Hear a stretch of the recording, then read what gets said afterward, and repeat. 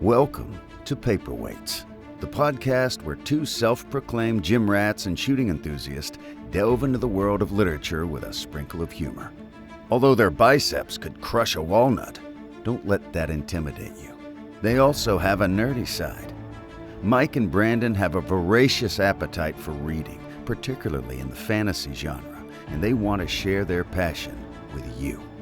So grab your protein shake and your favorite novel and join us for a humorous and insightful journey into the world of books with Paperweights.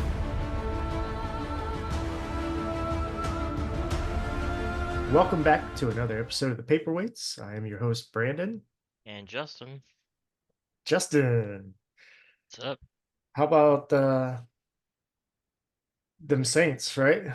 Excited about them again? I'm excited. Hopefully, they'll do good today. I mean, look, we've been Saints fans for I don't know how many years, right? Go through the bad and get the good stuff. Yeah, we're lucky that there was good stuff because a lot of people, older people, would just be bad Saints because we sucked for a long time. We suck again. We're good again. So, all right. Well, today we're going to cover part 4 of Words of Radiance. Before we get into that conversation, we are sponsored by Mudcat Whiskers. So if you head on over to their site, www.mudcatwhiskers.com, you can see what they have as far as beard care products and candles. So they have beard butters, beard balms, beard oils, wash and conditioner, and candles. All their products pretty much come in the same, are available in the same scents and fragrances. So if you're looking for candles or beard care products, you can use code Paperweights at checkout to save yourself 15% and support our podcast and support our sponsor. So, all right, Justin, Yeah. you wanna dive in? Yeah, we can dive in. All right, we can start with chapter 59, Fleet. This is a Kaladin chapter. This is Kaladin. He's in jail. He's all sad about being in jail. He's very depressed. He's being a little whiny boy. Let's see what happens in this. Yeah, he's being like, well, I shouldn't have been put in jail, blah blah blah blah blah. Um, but he won't be executed, which is nice. And he's all distrustful of Dalinar. He's like, son of a bitch. He's sided with them. He's been tricked. Blah. He's a light eyes, all that stuff. Yeah, like it's just he's being all sad. He's thinking about, maybe Elokar should get killed and it's all this other stuff. And he gets a visitor, Hmm. Mr. Hoyd. Um, he has a different musical instrument. He's very sad that Kaladin lost his flute. Can we get confirmation that Kaladin lost his flute? Um, and then of course Hoyd sings him a story about this guy named Fleet, who is the name of the chapter. And he basically is the fastest man alive. He's the Flash. Um, and he's trying to outrun the wind. And he runs high and low and over mountains and over oceans and all that stuff. And he faces the High Storm, the Stormfather, and all that stuff. And he wins, right? Yeah, he wins, and then but he dies in the process. And it's like kind of like what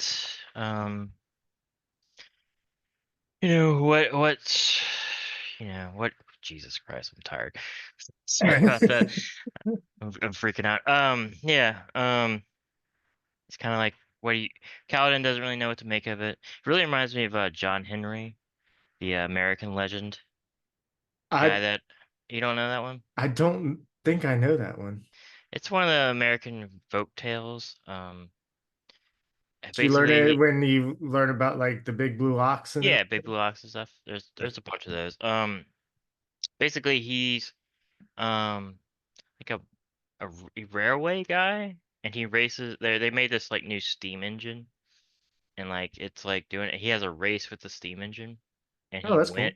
cool. Yeah, he wins because he's like the best railway guy, but he dies in the end. So it really reminded me of that, like human will over technology, but technology is coming. That's kind of the John Henry thing.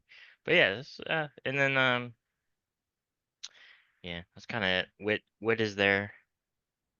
So I when I read the story of Fleet, I kind of read it as so my take on it, and Chris was like, no, it's I think it's just a parable in the land, but it seems like Fleet was just trying to outrun the high storm, and he got to the end of the land on the other side of the ocean by Shin and or Shinovar, and was like, all right, I beat the high storm, and then at the end he rose into the high storm and is forever riding the winds. So I was like, is this like the origin story of the Stormfather? Which was my first thought.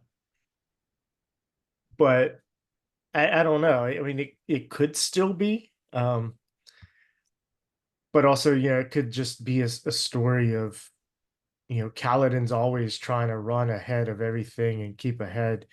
And even though he does keep ahead of it, it just, he's still, he loses himself in that process, right? Mm, yeah. Because he's trying to make sure he saves everybody. And in the process, he's leaving parts of himself behind. Because like in this case, the reason he got put in jail was like, hey, I need to kill Amaram Mm, because he is, to me, the epitome of all evil. But he just like forgets his place, and so his awesomeness, like the person who he is, his characteristics, his personality is lost because he's stepped out of social lines. Like basically his social credit score just tanked at that point, even though he's like the best person in the world. Like as far as what he does and stands up for people and his abilities, he should be considered like almost like a Superman or a superhero. But at this point, he hasn't gained enough social credit, and then he did something stupid that just tanked it. yeah, makes So, sense. and then Cosmere connections in this chapter. Um, there's a connection to Warbreaker. Um, so if you read Warbreaker, pay attention to Wit. It's a very subtle thing. It doesn't have any influence really, as far as I could see on the events in the chapter, but it's a nice little Easter egg put in. So, but yeah, that's all I had for that. Let's see. Yeah, it's always fun when Wit shows up. Yeah, and in this chapter, excuse me, Kaladin has only been in prison for 3 days Yeah, as far as the beginning, and they haven't given him a window. They like basically put him underground, so he yeah, can't. he's in deep prison. Yeah, he can still hear noises outside of his door, which he does. He hears a racket and everything. We do find out later what that racket was. Um, I wrote a note in this chapter. I thought it was Wit making a distraction to get by the guards to come visit him. But now I'm like, wait, why would Wit need to make a distraction from the guards to get by? But although I don't know if he, I don't know if he could actually just say, "Hey, I'm going to visit this person in jail," even though he's like the one of the king's advisors, if you will. I mean, Yeah. I mean, just I guess it would depend on if like they don't allow any visitors to like Caledon or whatever, because like he didn't do anything crazy dangerous or anything. So I assume he's could get visitors, but then again, I don't think any Bridge 4 members actually visit him, so probably not then. no. Yeah. And I don't think Elokar would allow that. Um, simply because they would think that he would think that they would try to break him out. Yeah. Makes sense. So yeah, that's Yeah, all I have for that I chapter. think probably Wit used what happens with the racket to get by, I guess. Like it might have been a coincidence. Probably not that he didn't. We know that he didn't cause the commotion. No, yeah. Um, Adolin, Adolin caused that commotion. So Yes, which we'll learn I think 2 chapters or 3 yeah, chapters. a couple Couple chapters from now. chapters. All right. We can move on to chapter 60. A Vale Wakes. This is a Shallan chapter. Is it Um, Vale Wakes or Vale's Walk? oh God. Yes, walks. Uh, Sorry. Wakes makes no as in her sense. walk, Yeah. right? Yes. Jesus Okay. Christ. I'm I sorry. just wanted to make sure. No. I just wanted to make sure I didn't get caught by autocorrect again. Yeah. No, you're totally right. So Shallan chapter. She's walking. But no, they're And that's it. yeah, Go that's on a to chapter go 61. go on chapter 61. Uh, she and Pattern are studying maps of the Shattered Plane and nothing. As and like Amaram stuff that she like, you know, got from him. That's trying to, find Irithiru. So it seems like Shallan has spoken the words, but she does not remember them. So she doesn't have the power of the oaths. So Pattern is trying to get her to try to remember, because she like, has she has those like times of what lost time where she like thinks of her mother and stuff like that. So somewhere during some period of time during that maybe, or whenever she has that lost time is where she said the oaths. Um, so then she gets some ability. She's able to like tag, like she's able to like put an illusion on Pattern, and then like he's able to move around. The illusion like moves with him. But right now she like can't make them move, so it just like is like an image moving along the ground. But she's gonna try to make them be able to move, which would be cool. And I think it's this. Basically, she put a eh, hologram on a Roomba. Yeah, basically. Uh, I think this is the chapter where she learns that she could make the images speak with sound, but she doesn't know how to do it. Yeah, so pattern tells her that she used to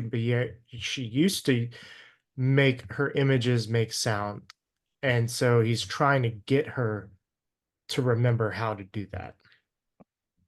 So it's interesting you brought up that she said the words. I wonder how many ideals she has spoken, whether it was just the first or if she got to the second ideal. There's what, 3 ideals? 5 ideals? 5 per. Yeah. So Kaladin only has one. And so she has at least more than Kaladin. So be interested. Did you have more? I have some more stuff. You can go ahead and say your piece on this. So yeah, some pretty important things in her notes that she's studying with uh the stuff, the maps and everything she took images of, memories of in Amram's manor are, she realizes that Stormseat, which is the former capital of Nauten, is located in the Shattered Plains. let's see. She slips notes to Pelona and Sabariel, that hoping that Sabariel will bring her out with his army into the plains, um, to further investigate Stormseat.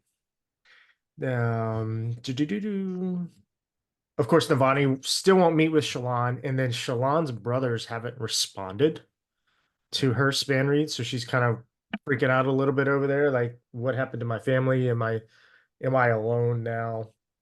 Type things. Pattern makes more jokes, um, which is funny. Let's mm, see. All right.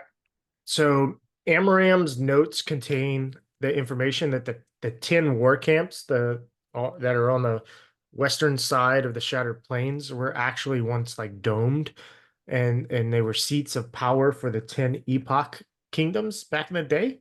mm. So it's really bringing more like questions of what happened to the Shattered Plains, because like it is a terrible destruction. Now we know like the last desolation and everything, where like 90%, I mean all the desolations, like 90% of the population was killed, and then Yeah. civilization started back up from that point. So thousands and thousands of years, and it happened several times. So I'm really interested in getting more information, finding out more about that. Yeah, it seems like it was some sort of like weapon or like nuke or something because it's so destruction. Because you see it's like like when they look above it and they see it's like kind of perfectly thing. So Yeah, it's a pattern as well. yeah, Like it's symmetrical. We find out later in the chasm chapters with Kaladin and Shallan, yeah, they realize that the Shattered Plains is symmetrical. yeah. So I don't know what could have done that. I still think it's like odium or something caused it to blow up, but it doesn't really make much sense. I don't really know. Yeah. I mean, I guess we'll continue to read. Yeah, Um, we find out more about Amram, a little bit more about Amram and his intentions here. Um, or rather, we find out that he was doing stuff that's questionable. Like he was meeting with the Parshendi to figure out how to bring back the Void Bringers. Um, so yeah, that's that seems interesting. And and that seems to be what Gavilar was doing too. right, he and Gavilar were trying to bring back the Void Bringers, and which brings up the the realization that they were trying to. So the Parshendi, they forsook or forsought all of their other forms of power so that they didn't bring back their gods. And now we've got two humans, at least. I mean, two very influential humans that we know now were trying to bring back the Voidbringers.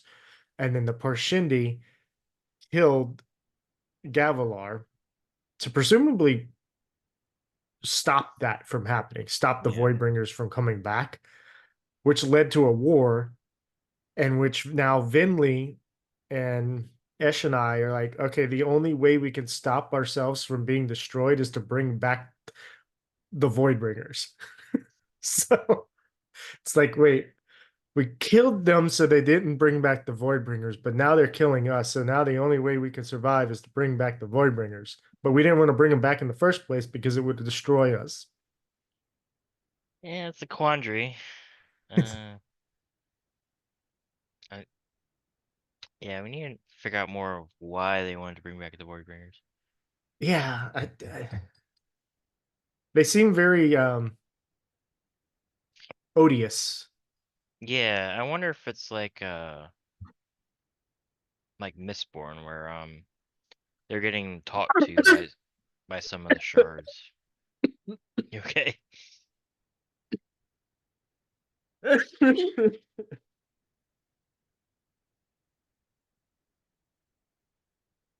Alright, Brandon's dying. I think you're muted. Oh, did I not mute it at all?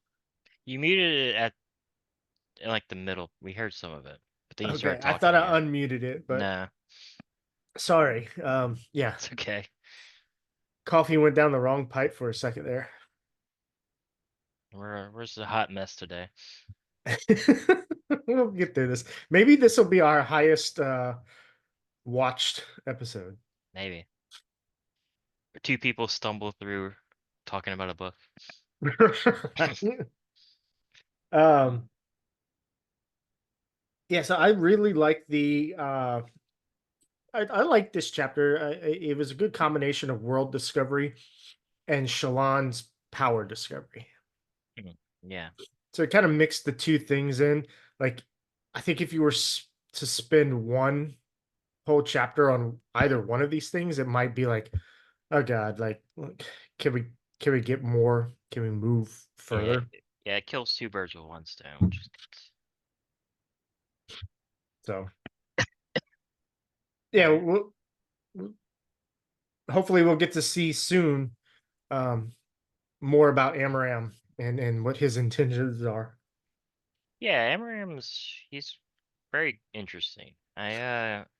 Be cool to get a like a POV. We get some of like Sadius, but like Sadius isn't the real antagonist. He's just kind of like a He has his dude. own He has his own thing. thing, and he's like kind of like he's like a mid boss in like a video game or something, where it's like, yeah, we're fighting him for a while, but the actual bad guys are, this guy. So like, it'd be cool to get an Amram POV. It would be hilarious if they pulled a Dragon Ball Z thing where it's like, okay, all of a sudden, hey, yeah, Sadius is on our side now. Because He I don't turn know why he Dragon becomes Ball does Vegeta. do what. He becomes Vegeta. Yeah, I was thinking about that. I mean, I've been watching Dragon Ball and rewatching Dragon Ball Z lately, and just it's hilarious how they meet somebody who's a villain and just terrible, terrible. Like especially in Dragon Ball when they meet Oolong and Oolong is like terrorizing this town and forcing those farmers to give them their daughters, Mm. and he takes the daughters away, and then all of a sudden it's like, oh well, he was misunderstood. Now like Goku and Oolong are like fighting Dragon Balls together. I'm like, is there no justice or retribution? Like this is like a heinous thing where he's taking these underage girls. Like, Yeah, I think it's because, like, like for Vegeta, Vegeta kills literally all of Goku's friends, all of them, and like he becomes one of the you know the people in their party. I think it's just because like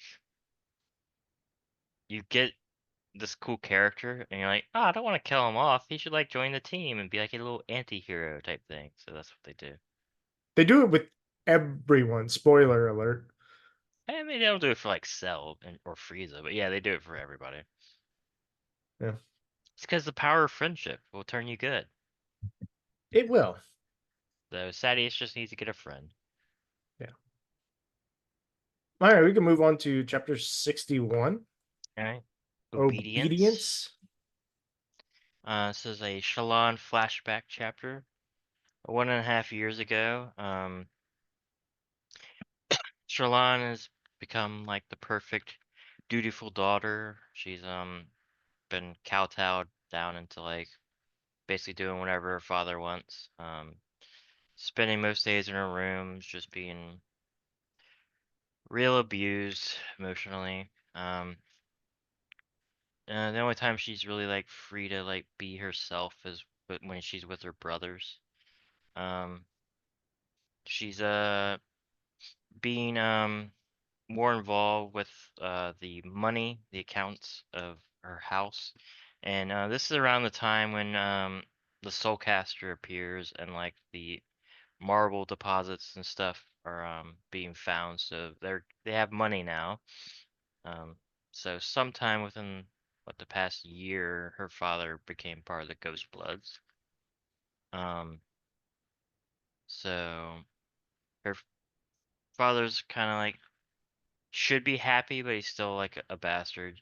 Um, so the big thing that happens is her brother Balat wants to marry the lady that Sean set him up with. But now that they're like rich, her father like forbids it basically. Um and then because of there's station class yes, levels. station class cuz like they're above them now and because they're like a house works for them. So wouldn't be proper or whatever. He wants to marry him off to like this like 50-year-old widow to get more money.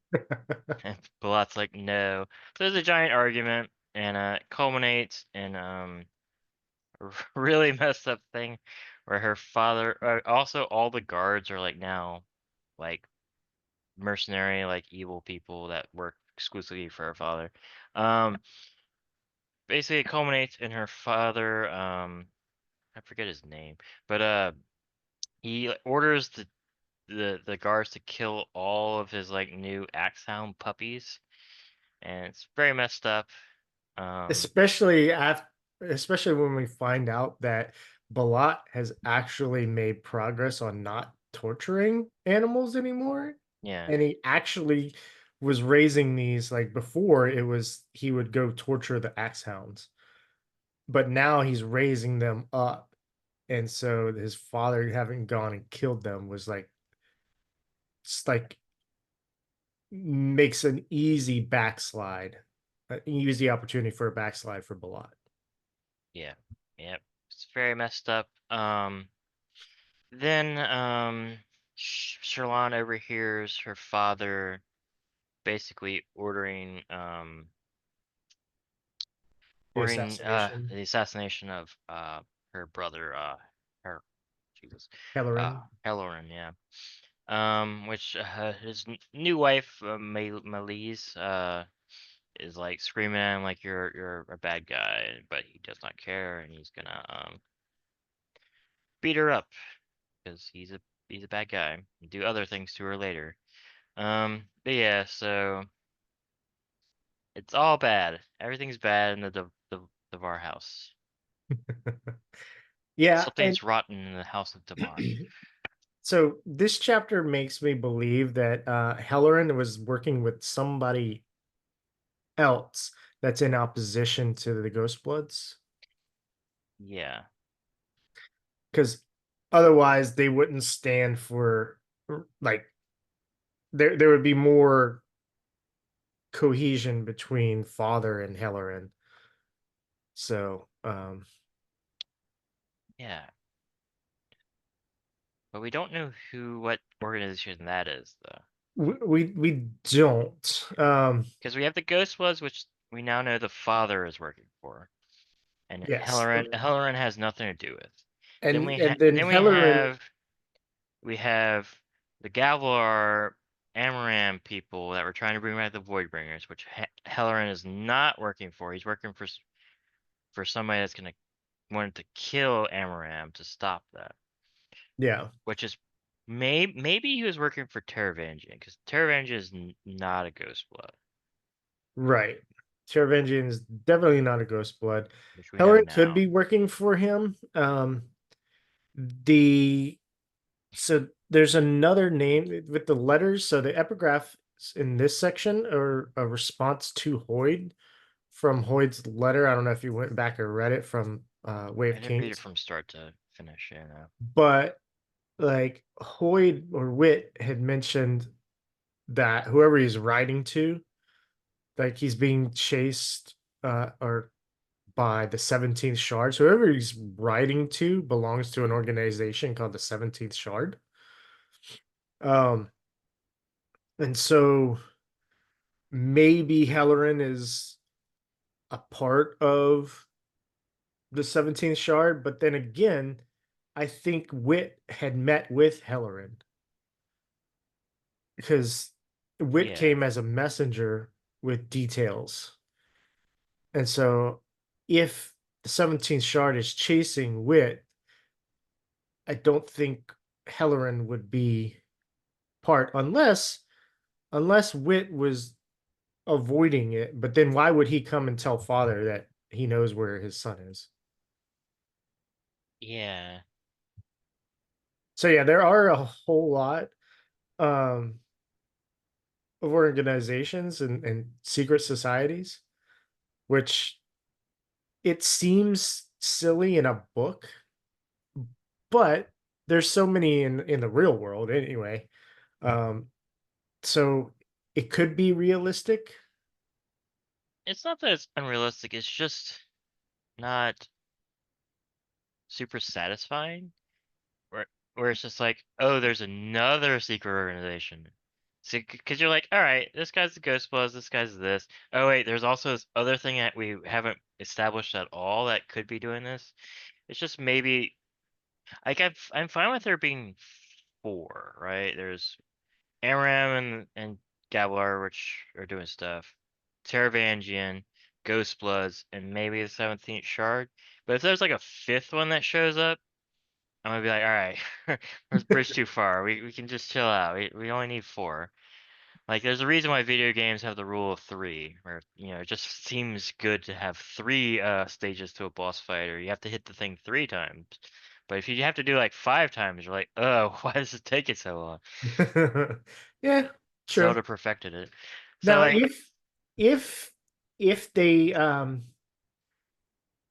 if it came if another one was introduced, but it was just like, hey, right off the bat, hey, this is the name of it, this is their intentions, and these are the main players in it, would that be acceptable? yeah, or if like it was like a sub faction, like it's like Helleran's a sub faction of the Ghost Bloods doesn't know that he's working for the Ghost Bloods, something like that, that'd be fine. Or if it was like yeah, if it was like we had a POV, I think mainly it's because we don't know anything really about like two of them. So like the more information we get, and they become not just a amorphous blob, like oh the Ghost Bloods. Like we don't really know what the Ghost Bloods want to do at all. Like they Right. want to find Irothero. We don't know why. We don't know if they're trying to save the world or destroy the world. Um, so if we learn more, which we are gonna get, I hope, because we know Shallan's infiltrating the Ghost Balls and stuff. But if like we get their motivations and become less just like they're doing stuff. Oh, there's other people are doing stuff. Like I like that they're being tied to our main characters, like Shallan and like other stuff like that. Um, so they're becoming less secret societies and just interesting factions in the world, basically. Yeah, and I like the danger of having Shalon infiltrating it, because if they find out, like, oh, you're so and so's daughter, actually.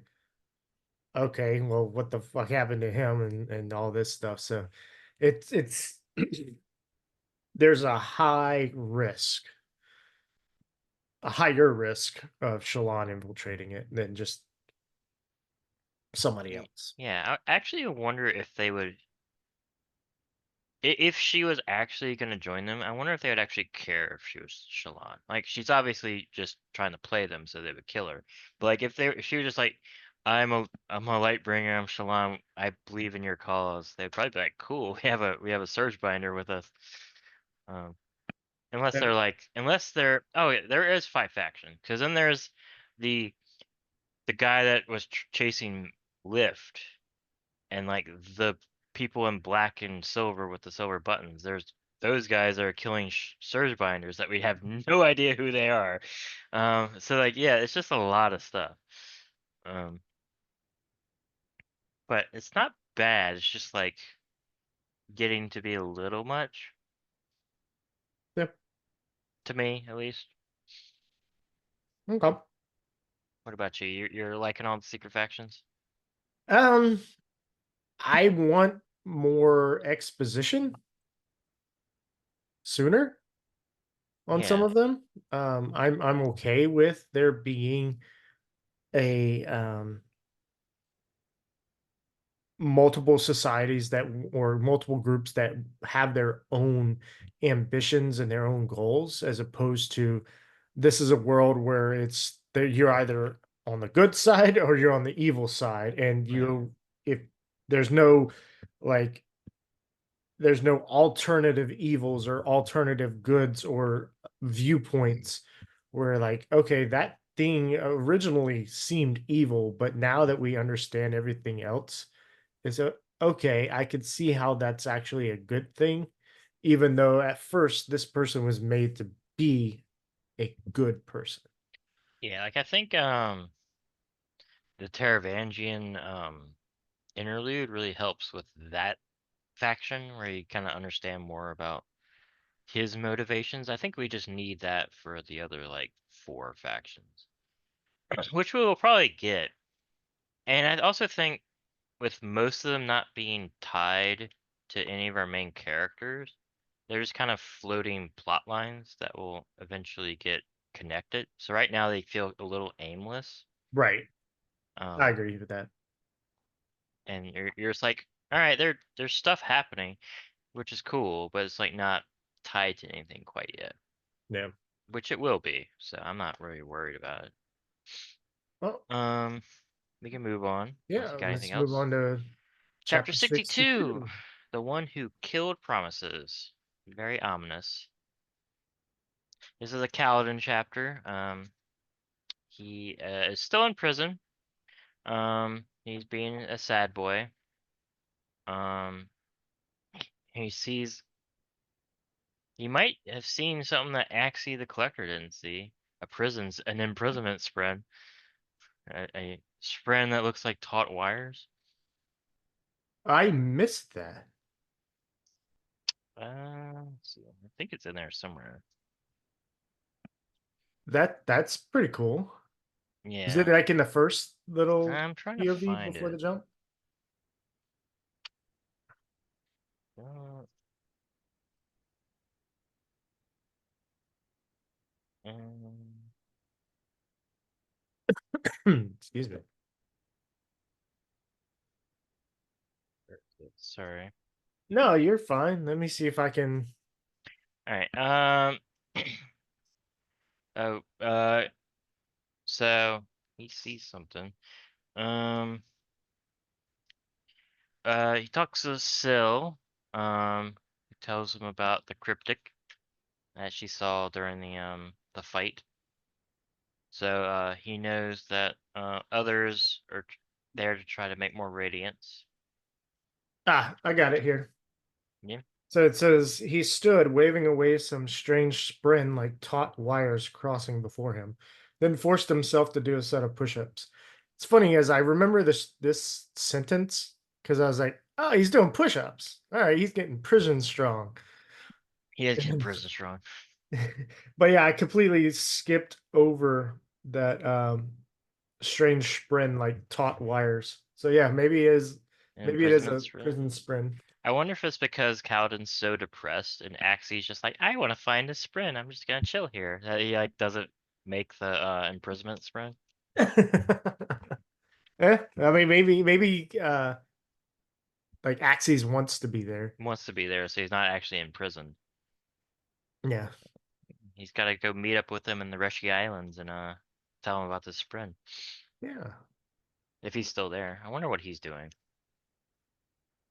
I Maybe wonder if we'll find out sometime. he's interesting. So I want him to come back and like actually be tied into the story. Cause like the strange blue people that can like move body parts around and shapeshift and stuff. And their shadow points to the cognitive realm instead of the regular sun. Yeah. Like he seems really cool. I want him to come back. Anyway, now that I just got reminded of him.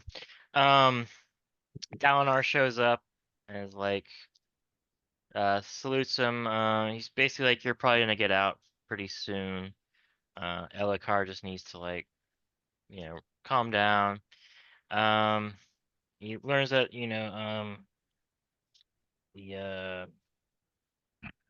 the his men are being taken care of. They're a little pissed off that he got, in prison, but they're fine. They're not doing anything crazy. Um he Kaladin is like, well, the king has a history of letting people rot in prison. and there's Downer. Dalinar I was was like, like, "Oh, you heard oh, about the the silversmiths?" Rashone incident, and he's like, oh shit. So Dalinar is the reason why Rashone showed up in Hearthstone, because he politically couldn't demote him, and they weren't executing people like that. So he sent him to a far off town just to stew for a while, and Where he couldn't hurt anybody. yeah, of yeah, very sad. Um, yeah. So he kind of leaves, and big thing is, he tells him to, like, think of it as like guard your post is this prison cell. So to try to, like, change his mind, because Kaladin's being a little sad boy again. It's He's like, very "Guard this annoying. prison cell. Make sure nobody gets in or out." Yeah. Okay. Okay. I guess I have to. Um. Then at the end, he resolves that the king must die. That Oh, that's that's sad. yeah. But I mean, he has a little bit of hope here, and with this chapter, finding when he's talking to Syl, because Syl told him that she saw a spren, like a cryptic spren. Yeah. Um, did she say anything about her relationship with cryptic sprens? I can't remember. I think Um, she says like they're deceitful or something like that. yeah, it doesn't seem like she likes them. um, but it's still hopeful that there's another spren looking to bond um another human. So it gives Syl and Kaladin kind of a hope that more surge binders and radiance are coming around. And not just wind runners, not just the kind that Kaladin is. Um yeah, the plot thickening, or I mean, Kaladin learning that Dalinar and Elhokar were responsible for Rashone showing up in Hearthstone is, you know, provides a moral quandary for Kaladin and his duty to protect the king. Yes. But he starts to understand Moash a little more and comes around to that. And so my question is Elhokar the one who killed Promises? Or is No, it's Dalinar, Kaladin. it's Well, Kaladin? it could be both, but it's Kaladin, especially what happens later, because he resolves to kill the king, which he has promised to protect. Checked. Yeah. But you could also, I mean, it could also be Elhokar that promised to uphold justice and stuff like that as being a king, and he's failed that. But Yeah. I think it's good old Kaladin. And I have to say, Kaladin, like, I like him. He's a good character, but to me, he's by far my least favorite of the main characters. Is that because he's too emo? He's so emo. It's so annoying. It's like, I get it. You hate Light Eyes. I hope by the end of this book, he's, gonna say the oaths to Syl and get her back. Well, I'm jumping ahead, but he'll, like, get over it a little bit. Like a two book arc of him being a sad boy is fine. Like, he's cool. He's a good character. Like, but like, and I don't like, oh, it's Kaladin Shepherd. Like, it's not like that. It's just like, if I had my preferences, I'd probably read most of the other people over him right now. Yeah. This book does a lot of good for um Shallan, and then the secondary Bridge 4 characters. Hmm. Like those are more interesting. Um I'm still interested in Kaladin and I like him, but when it is just Kaladin, it seems like um and I'll say the same thing with Shallan's uh flashback chapters currently. it's not moving them forward fast enough for me. Mm. Yeah, I can see that. Like Shalon's flashbacks are like, oh, Shalon's trying to help her brothers, but her dad's being a dick. And then everybody resents Shalon because he doesn't take it out on her, even though they feel like she should be the one. Yeah, at You see least that, Shallan's like, flashbacks are pretty short. Like they're like, I don't know, 5 pages or something most they times. are short. They have that going for it. But overall, it's like, give me more information about what the fuck happened. Yeah, like kind of like in the first book, the setup Shallan flashback chapters, there's probably a little too many of them. Where you're Yeah. like, oh, she's walking around as a kid, cool. Like, all right, like we didn't even get like, which hopefully we will get when she like remembers and gets her powers or whatever. So that's probably why it hasn't happened yet. Like the flashback of when her mom died, like all that sort of stuff. Like hopefully that's coming because like she needs to remember to get her powers and become like a radiant again. But yeah, a lot of the time it's like, yeah, she's walking around. Oh, she's a brother. She talks to her brother. They're all sad. Her dad's a dick. She talks to his other brother and talks to Wit. Her dad's a dick and she's sad. Yeah, it's kind of one note. At least there's something cool happens in a later flashback chapter that we'll get to. Yeah. But yeah, We yeah, can move like on. yeah. But yeah, I'm looking forward. I will say this is the the downward Kaladin thing. So I'm pretty sure like once he like gets out of his thing and becomes like probably gonna speak another oath this book or something, gets still back, it's gonna be cool. And like I don't hate Kaladin or anything like that. He's just my least favorite of the good POV characters right now. Yeah. All right, we can move on unless you got anything else. Nope, that's it. Everybody wants to kill Elokar. It's very sad. He, he's very paranoid, but he has a good right to be paranoid because literally everyone wants to kill him, except for Dalinar now. Yeah.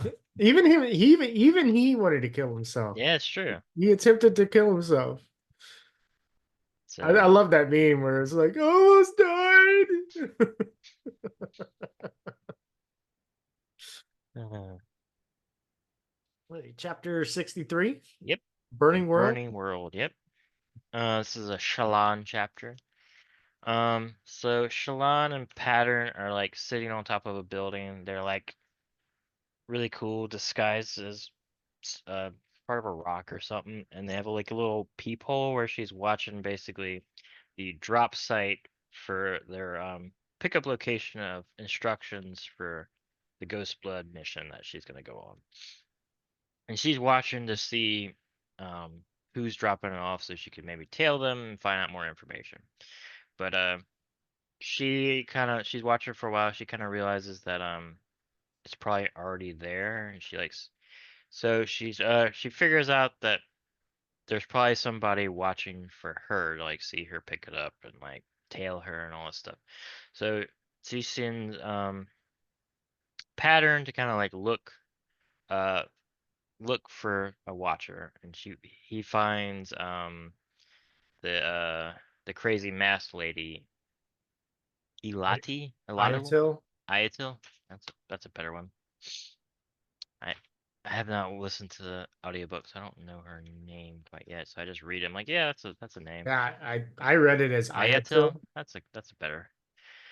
Um. So she does like the baller thing and like just like s- she sends Pattern in disguise as like just a messenger to like go like fiddle with the tree or whatever, that's where the message is, and then she like is like just leaning right next to the door where Ayatil is watching her, Checked so out. she like rushes out and she's like, "What's up?" And freaks out, earning the respect. They're all she's like, "Who are you?" kind of thing. We don't learn too much about Ayatil, but she seems really cool. She gives her a name. She gets respect of it. Basically, the mission is to infiltrate Dal- Dalinar's camp and meet with who we know is the Herald and try to like figure out there's like information that there's like this madman sequestered in the Ardentia's medical ward and like they want to know what's up with that. So they are able to infiltrate Shallan. Basically he's like, my sister is sick. She put on this weird mask and uh she won't take it off. And yeah, I really like that Ayato was like, should I kill all of them? No, I shouldn't kill all of them. But like, if they try to take off the mask, she's gonna murder everyone, which is gonna be real bad. But luckily, it doesn't happen. Yeah. Um, oh We yeah, do she, find out that Ayatil is actually she doesn't work for Mraize. Mraize is her student. yeah, So there's some deception there to make Mraize look like he's the the one in charge. one Yeah, in charge, where actually she is. even though he might still be in charge of like this cell, but she just like taught him stuff, like hand-to-hand combat or whatever she's good at. We don't really know what her powers are, even though she's really good at like stalking. So, um. Yeah, so the Ardents kind of like take her away, and then Shallan's able to do some like light weaving to like turn herself into Ardent, and like basically she's able to infiltrate the thing. And then she finds Talonel. Uh, she doubts that he's a herald, but it's like and then he like recognizes her doing light weaving and like grabs her and he's like, "Oh, you're one of I think it's Tashar, right? Ishar's knights. So she's um she's freaking out a little bit about that, and then she hears that Amram's approaching the room. She's like freaking out. But yeah, that's kind of it. So Yeah. the Ghost Bloods are interested in the Heralds, which is interesting. So I don't have too much more on this. I did lose, like, for some reason I was thinking that where Talon was being kept was the same prison that Kaladin was being kept. So I was expecting Shalon like to run into Kaladin for some reason. That'd be interesting. Um yeah, that would have been really interesting. Of course, that doesn't happen. Uh we get to see Shalon's ingenuity again, where when they're riding in the palanquin and she's like freaking out. I was like, how are we can't just, they're not just gonna let us in. And so she sticks her head out of the palanquin and drops the light weave so Mm. the guards see her as Shalon, and then has Pattern make a distraction so that she comes back in and she gets the light weave back on. Of course, Ayatel is like, how did you do that? Like, there's some type of trickery you used to get us in. So, she's not she's Ayatel's more in awe of her than she was before. Yeah. Um, and respectful of her, but she's still very cautious and like, there's something I'm not getting about who you are. Yeah, she thinks that Shallan had bribed the guards previously. So, Yeah. which is the most logical thing. She also like thinks of her mother's soul at the end of this chapter. So I don't know, it's weird. I still want to know what the mother's soul thing is. Yeah, I made a It's like note on a something later about chapter. the Herald reminds her of her mother's soul or something. Yeah, I made a note about what I thought Mother Soul was, but it's all in a later chapter for this Hmm, one. it's fine. Um, I didn't even make a note here about her thinking about it. So the only other thing I did think about is when so she sent Pattern to look at all the different cells. Um, I think it was before she found Talanet. or was it after? Uh, before she talked to him, she was still in the She was in the cell with Ayato, or in the No, room? it's before she went there. I'm pretty sure. Like he finds the guy that's smearing stuff on the walls with his own shit. Yeah, it's a, well, yeah, a woman. A I was woman, like, yeah. who is the woman? Mm, Because I think that what that woman might come to play, or just like maybe. I don't know. I don't know if it's there to just be like, hey, this is where crazy people go, It's kind of or what I thought, but okay, maybe it's something. It could, there's like prophecies and stuff from death, so maybe this mad woman will have something. I don't know. because like anytime somebody's mentioned like that, where it's like, hey, I found this thing happening and it was a weird behavior, I'm like, who is this? Like my mind automatically goes, oh my god, what's going It, on? it's Who's just this person? It's just Yasna. She came back from the dead, really crazy. uh yeah, that's the only other thing I had. All right, I kind of just thought it was like, yeah, we're in like an insane asylum type thing, but it is kind of weird that you would have an insane asylum in like a battlefield almost. Unless it was like another ardent. Maybe it was like an ardent that went crazy.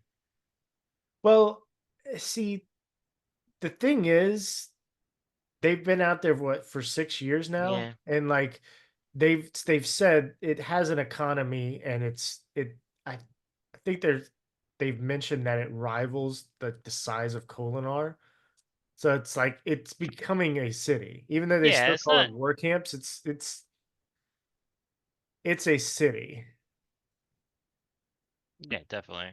It's like I said, it's not like a game breaking thing to think that they have an insane asylum here. right? Um it's it's interesting that the Ardents run it, but it makes sense because what else are they gonna do? All right, we can go with chapter 64, Treasures. This is a split POV chapter of Kaladin and Shallan. um, Kaladin, he's being all sad. Um, Again, again, still. yeah. He tries to breathe in some stormlight, and he has a brief difficulty with it. Oh no, what's happening? Um, so comes and she's like, "You're being super depressed. You're starting to scare me. Things are getting bad." Um, yeah.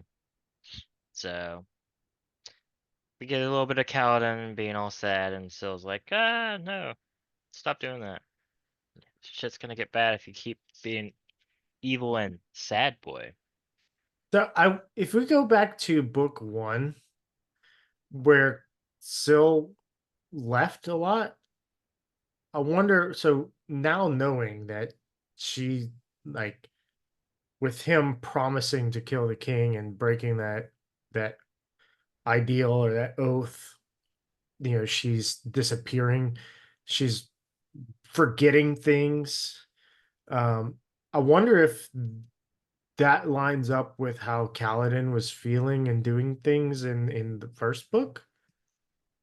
Maybe he didn't have the oath in the first book, so I don't know if that hurts her as much as this. Probably not, since she actually dies in this one. So maybe it's interesting. I have to go. Maybe on my next reread, I'll try to think of that. But Make a note, Justin. make a note. Um, Put it on your body. Axes the Collector, all right. I'll or be that guy I- from Memento. I'll be the guy from Memento. So watch out. I might. Oh no, I don't want to spoil the end of Memento. It's a It's good like a movie if you haven't 20-year-old seen it. movie. Yeah, but it's a good twist ending. If the listeners haven't seen it, they can go watch it. We'll preserve them. Yeah, It's a good one movie. one of Christopher Nolan's best movies. Yeah. But yeah, yeah, good old Kaladin. We flash then to Shallan, and Amram's coming. She's freaking out. she like uh creates basically she basically like makes herself like all black and like leans up against the side of the room like in the shadows. So that's pretty cool. Amaram and Borden enters. Borden is the guy that Dalinar had basically watching in Kolinar to see if like the queen was doing stuff. He's like he's a dark guy, but he's like kind of like one of Dalinar's like spies basically or lieutenants. Um, he's the guy that brought the Herald here. Um, so yeah, Shallan gets to see the guy that murdered her brother again, Amaram, or she thinks murdered her brother.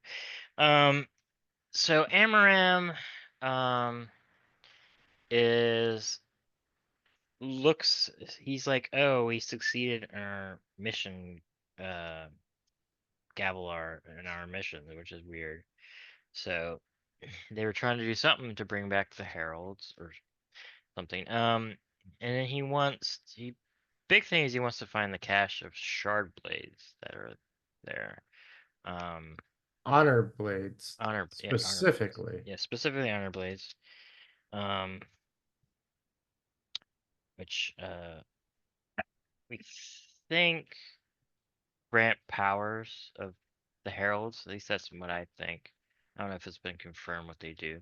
Um, but since Seth is an honor blade, or his might be one from the actual herald blades. I I'm not sure. think I think the Teravangian chapter gives more information on this Yeah, because when Seth and Teravangian were talking, I think they were talking about Spren and that Kaladin has a Spren, yeah, and he's like, oh, okay, so his powers come from a bond, yeah, and I think you mentioned Seth does not have a bond, yeah. so Um, let's see. Yeah, we'll talk more about that later. yeah. Could talk more about that. It's kind of the big thing, and Amaram's looking for like a bunch of shard blades that are supposedly there, but the Herald is still his brain is broken basically. Um, So so Shallan basically comes back. She gives basically a transcription to uh Yatali. Uh, and she can, the masked lady, she can escape on her own, so she kind of just leaves her there to get poked at by the Ardents. She fulfilled her mission, um, and she kind of leaves. Um, let's see what else. Oh yeah, basically since at the the end, Spannery, yeah, she gives all the information up to Maraise, and he tells her that she's now a member of the Ghost Bloods and she can put on the tattoo and he expects to see it on her next time they meet. So she has fulfilled her job. She's a Ghost Blade. Ghost Blood, not Ghost Blade. Ghost Blade. She might be a Ghost. Ghost Blade. She might be. She might be the blade of the Ghost Bloods. She Um, could. she'll rival Vin. Yeah. Yeah, so interesting to note if Amber's like, hey, Gavilar and I succeeded in bringing back the heralds, then it seems like the return of the heralds is tied to the return of the void bringers. Like they go hand in hand.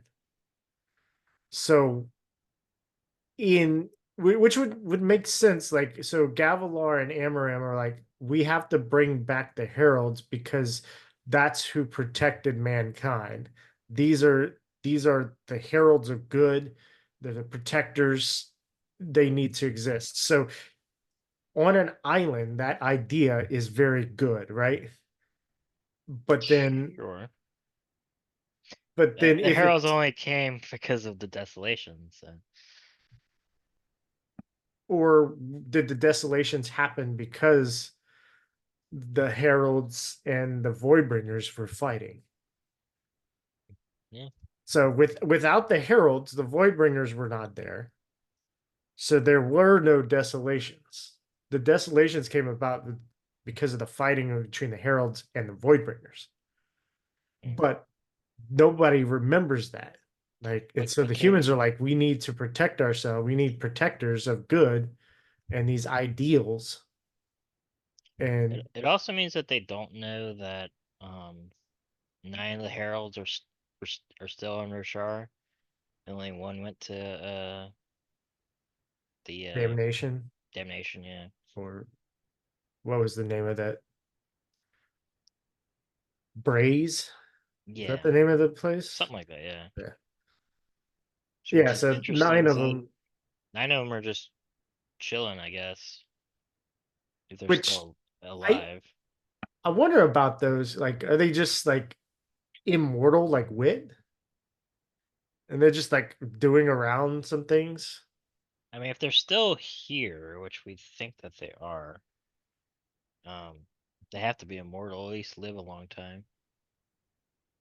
I mean, if they were given their powers from the Almighty's dead, but his power still exists because he's given Dalinar visions and stuff like that. So they might just be infused with the power. Maybe the Stormlight like recharges their life or something. I don't know, but it'd be cool if they're still around. Hopefully they are.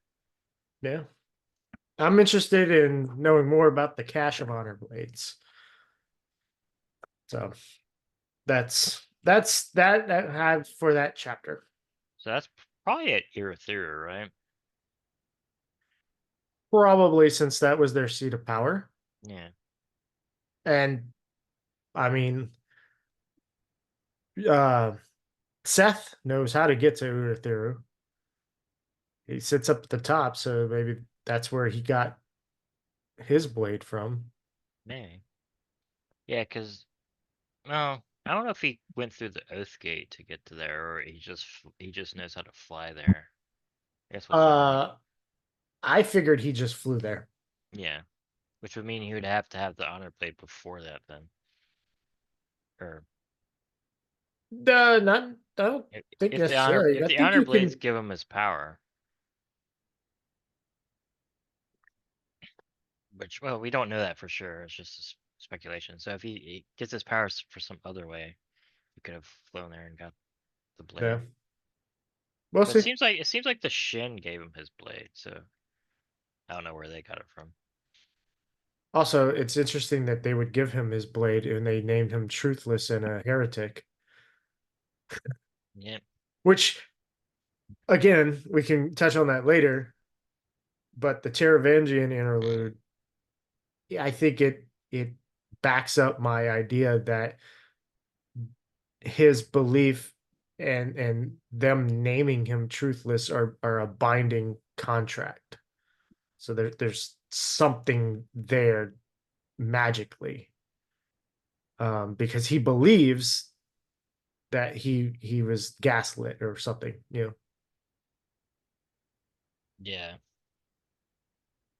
I don't know. We can. Maybe we'll get a Seth POV chapter one day.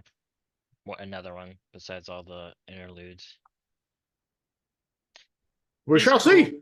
He's cool, so we need more. Yeah, I like Seth. Maybe he'll become an actual Radiant. He'll become truthful and become a Radiant. Truthful. Yeah. Ooh. Maybe he's the Vegeta of this storyline. Like him and Calendar gonna be chilling. He's gonna call him Kakarot. Instead of Kaladin. Yeah. Yo, Saladin. Kakarot. No, we're gonna have Saladin. Seth and Kaladin. There we go.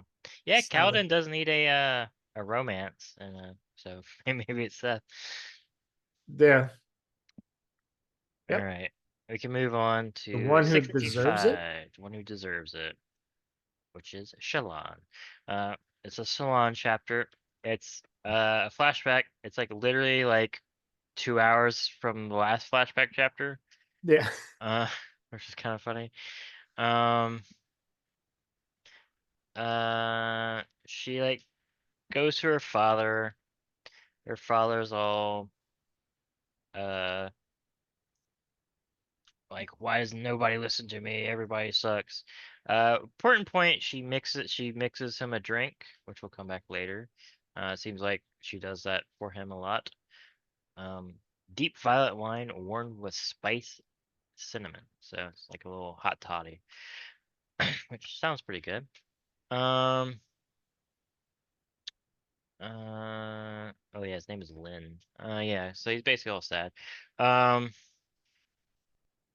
he's like depressed that he's beating up people, and it's a really messed up. He's like, they're making me beat them up because they will never listen. If they only listen to me, I wouldn't have to hurt them. Type of shit. Very messed up. He's like an Um, evil serial like killer vibes here. very much. Like He's Son killed. of Sam. Yeah, he's killed at least one person. Well, two people if we believe that he killed her mother, which there's no evidence to show that he didn't. So pretty sure he just killed the mother and that. Balat, he's back to ripping ripping up Kremlins and being all serial killer himself. Um, yeah, she's like, hey, father's ordered Harlan's assassination.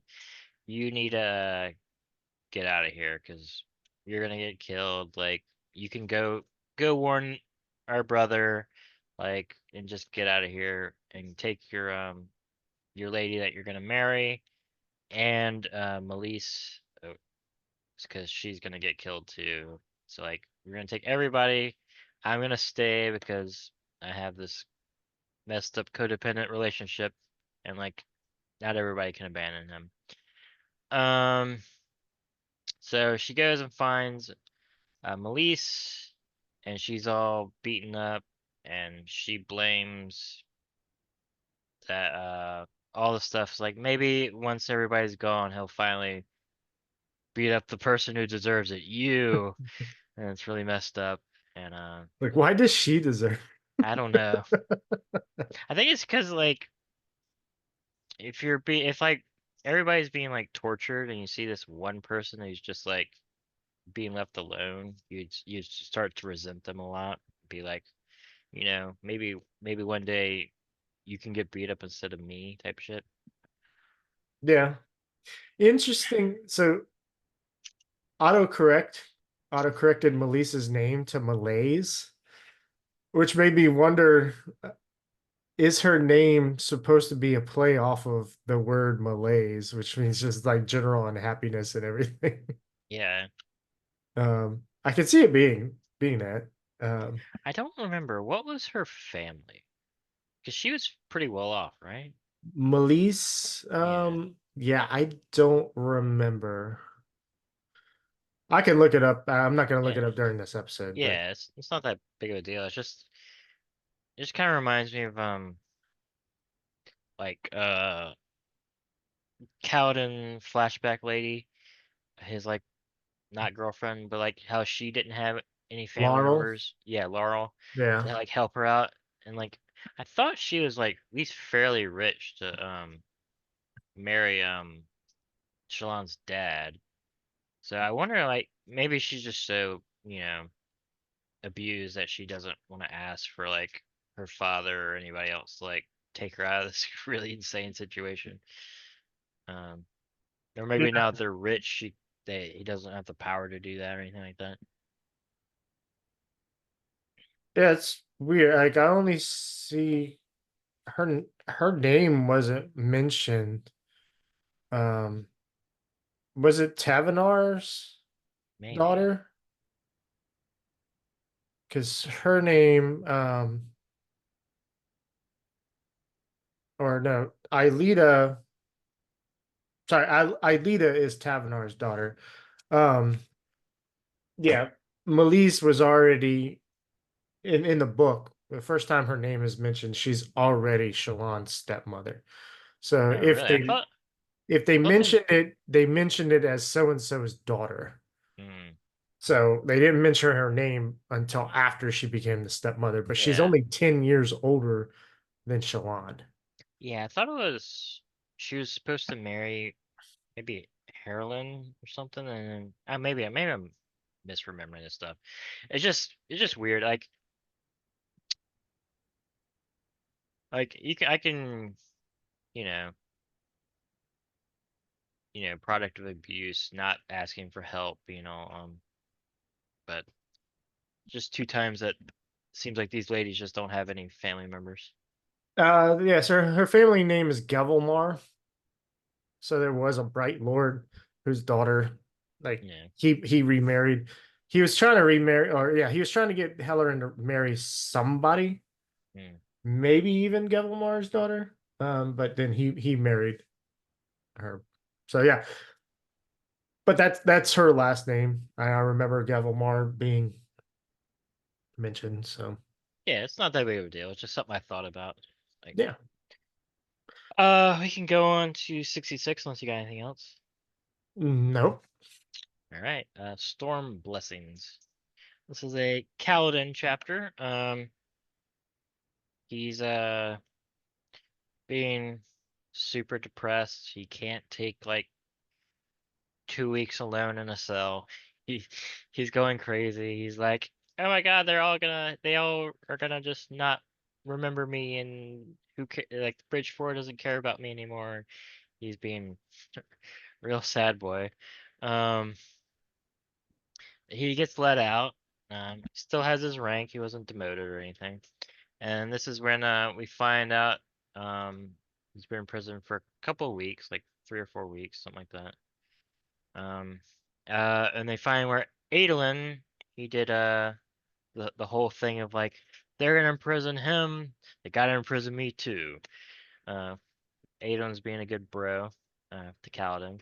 I like that their friendship is blossoming. I think that's fun. Even though Kaladin's still being a dick to Adolin, which I'm glad Shallan later calls out. Um, but yeah, so Adolin, But he's been Adolin, he still wore his cologne or his perfume while he yeah. was in Yeah, prison. he got some amenities. He can't be a savage, Um, but I yeah, can imagine him being in there. Hey, bring me this. Sir, like you don't even have to be in here. You can leave and do whatever you want. No, bring me this in here. I'm imprisoning myself. yeah. Okay. He just wanted a 2 week vacation to just chill and so not be bothered by anybody. It'd be funny, like he had all this furniture brought into the cell too. And he's just like Yeah, he's chilling like out in like a man he's cave. just eating like crab legs every day and just like eating good. It's like I'm in prison. I'm supporting my bro. He didn't shave though. He's looking all ragged. Yeah. So he's As far that. as we know, perfume was the only amenity that he took. Yeah. Um,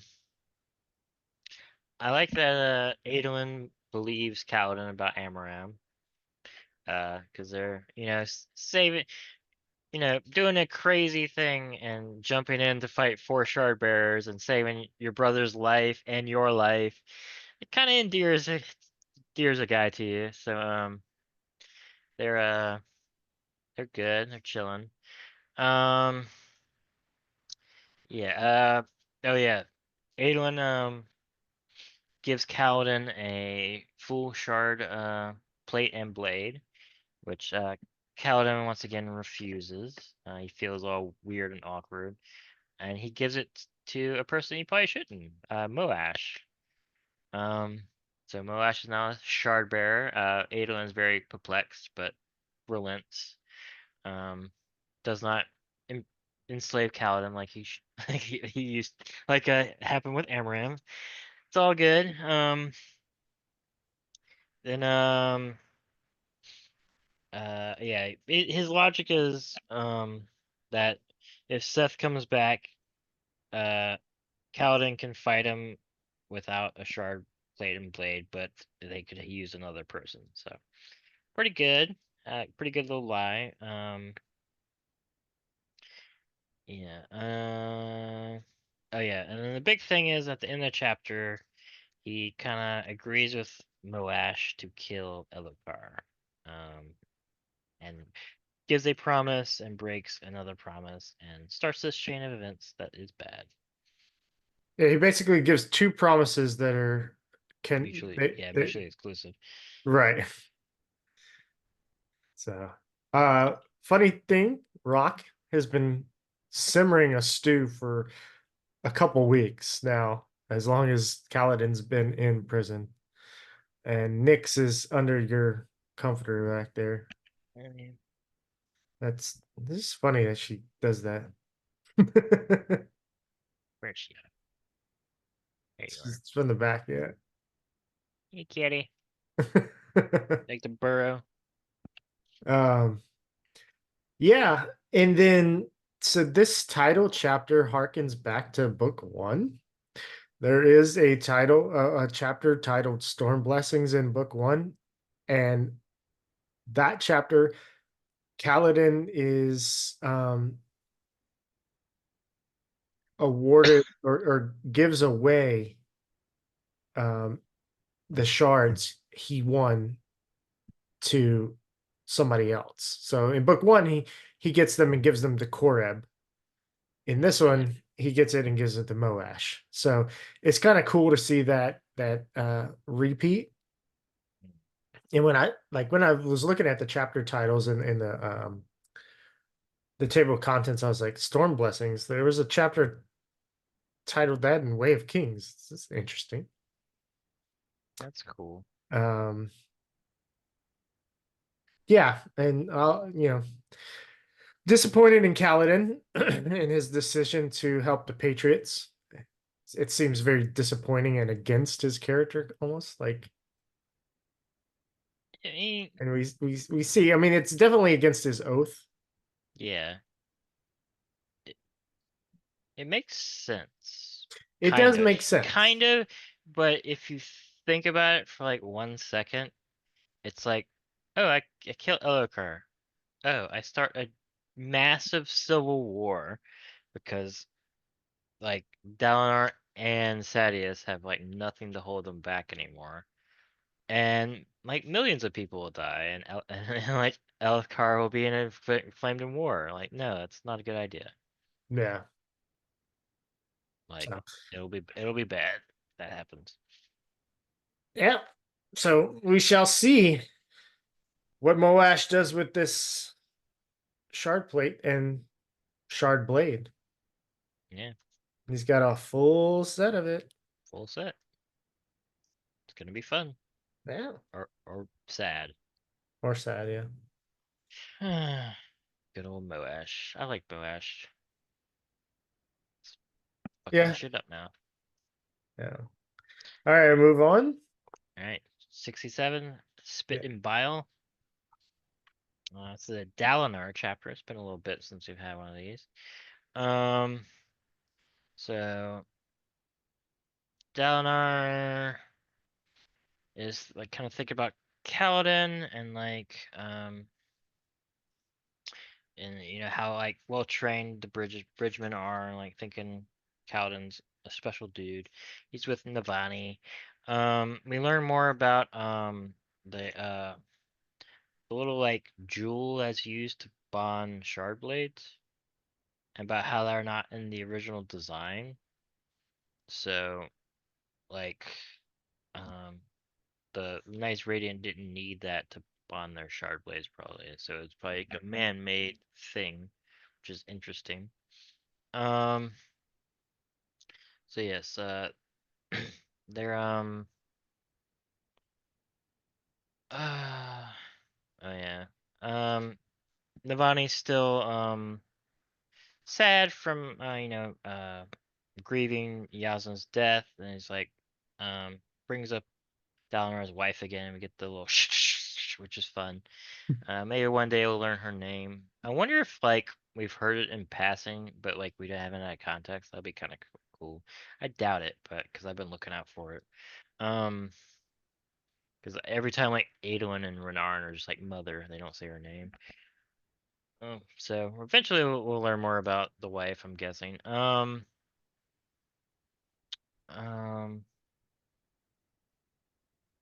yeah. Yeah, they're going to a feast. The king, and there's lots of feasts. The king is there and everything. Um, Dalinar is there. Basically people are like laughing at him behind his back and stuff. We eventually find out that the uh the notes that Navani. Navani's been taking of all of his visions have been like released to public, but they've been altered to make him seem even more like insane and foolish and stuff like that. Then Dalinar basically uh confronts everybody, stands up on the thing, and is like, you know, yes, these are true. They've been altered a little bit. Like, I'm gonna go to the center of the Shattered Plains. I'm gonna win this war. Anybody that wants to join me, come with. Kind of just says all that stuff. He also invites them to come talk to him Yeah, at the there. Like it's like, hey, you have any questions? Just come up to me and talk to me about this stuff, and I'll answer any questions you want. Like he's yeah, not and gonna then hide away and go, no, I don't want to deal with this. Like yeah, anybody, you have a question about it? Come on, which is smart. smart. Then he basically is talking with everybody, politicking. The witch shows up, and Dalinar's like, "Wait, am I a tyrant?" And Wit's like, "Yeah, but you might be the tyrant we all need. At certain times, tyrants can be useful, especially like when the world's ending. You don't really have time for democracy. You can't really put a vote when the world's ending. So yeah, if you have a good tyrant, sometimes it can be okay. Maybe we'll see. C could corrupt him. Um. Oh yeah. He does ask. Dalinar is getting a little smarter about this stuff. He's like, "Wit, are you like a herald or a radiant or anything like that?" And Wit's like, "No, I'm something different." Or so we don't know exactly what he is, but we know he's not a herald. Um, and then yes, yeah, he kind of like lets the bag out a little bit. He's like, "I'm working to fight the big the big O, Odium," and he's like, "Oh, okay." He doesn't really. I don't think Dalinar knows about Odium yet, but he's like, I'm fighting the big guy, the big picture, and that's kind of the chapter. Yeah, and then of course at the end, Wit says he's leaving again. Yeah, he leaves again. Witch But just yeah, can't like stay still. yeah. So Wit tells Dalinar here, it's like that his goals aren't completely aligned, and that he would let Roshar burn to get what he wanted if that's what it took. But at the time, they're after the same thing. He and Dalinar are after the same thing, and I can't remember either if Dalinar is aware of Odium or not. Um, Because Kaladin heard like Odium stuff. I can't remember if Dalinar yeah, did. if Dalinar did, it was definitely from the visions. Yeah, it might have been like the last vision where he's like Odium comes or something like that. I can't remember. I can't remember either, but there's a possibility. Um, let's see. I know. Yeah. Other things that I really like here. At the beginning, before the feast, like Navani talking about the pump fabrials. Um, it's fun. The soul cast islands with the flooded rivers between between and then the spheres under the water, like that just set like a nice ambiance for the scene. Um, um, and then I was both excited and frustrating with Wit revealing more about facing Odium, but also not giving any more information about what he wants. So, like that's the thing in the Cosmere is like what does Wit or Hoyd want? He's all over the place. He's doing all these things. We know Rock tells us specifically Wit can't hurt anything even if he wanted to. Like he is incapable of taking any type of violent action. Rock told us that? Yeah. Okay. I When missed that. he was talking about Wit coming out of the pool, Mm. he said there was something he mentioned where he's like, Okay. yeah, he couldn't even do that if he wanted to. Hmm. So I forgot about that. That's cool. Yeah, like Hoyd, I don't know. Like I like Hoyd. He is a weird character. 'Cause he's like very much like omniscient almost, like he knows like all this stuff, but like he doesn't really tell anything, and he doesn't really seem to be doing anything other than like talking with the main characters and being like, "Hey, I'm gonna give you a story," blah blah blah. So like, and like I forget what he does on the like he doesn't seem to do anything in the other Cosmere book. Like I don't think he does that much in Mistborn. Just kind of there. Um, can't yeah, I don't remember. remember what he does in Mistborn. Like he just he like he seems like an author insert, which is fine. Um, but like What do you mean by that? just like Sanderson can like he seems like he's like Sanderson just kind of shows up and is like, hey, I'm gonna like tell you stuff and I'm gonna be a storyteller and like, but he doesn't seem to actually like do anything at least like overtly. So he's just a weird character. Yeah. I don't know how I feel about Wit. Like I think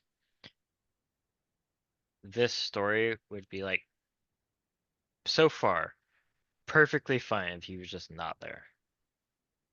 Which is weird to say for like a god or whatever Wit is. So I don't actually know what he's doing. Like I want him to either like not show up or be like an active participant and stuff. Well, he actively does things in Tress of the Emerald Sea. Sure. The book we are not gonna read. If we do read, it's gonna be in a long time. Yeah. But I'm just saying, if you want to see Hoyd do anything, Yeah. Tress of the Emerald Sea, he does some stuff. Like he's Yeah. active. Like it is a point of view book. Like him is a lot. Okay. So Okay. Yeah, it's just like in this, it seems like his sole purpose is to show up and tease you about stuff he's not going to tell you about. Like, yes. this is entire purpose in these two books, which is fine. It's just kind of like, all right, you're not really a character. You're just like, hey, stuff's going to happen. I'm going to tell you a weird story. That's going to be kind of cool. Yeah. And I'm going to leave. Peace out. But yeah, he's cool. Like, I always like it when he shows up, and I'm always like, you could maybe say a little bit more. Ready to move on? You got anything Yep. else on this chapter? That All right, we can go on to one Bridges, yep, chapter 68. 68. This is a Kaladin chapter. They're on an expedition to the Shattered Plains. They're doing the thing for finally showing Shallan a corpse of a chasm fiend. Um, Kaladin also thinks this is a somewhat of a ruse to also start mapping out the Shattered Plains a little bit for their expedition in a couple weeks or like a week maybe. Um, so we get more confirmation that Syl is regressing in her like ability of cognition. She's like laughing. She's being way more Windspren-y. Um, Kaladin is still having trouble in investing Stormlight. Uh, so it's getting bad. His two conflicting oaths are fucking him up. Um, Shalana is doing her whole, she's drawing all the stuff. She's making notes of all this fun stuff. Um, this is when Kaladin also thinks he recognizes like one of the carpenters, but he gets distracted. Um, yeah, we do get confirmation that the shards do change your eyes.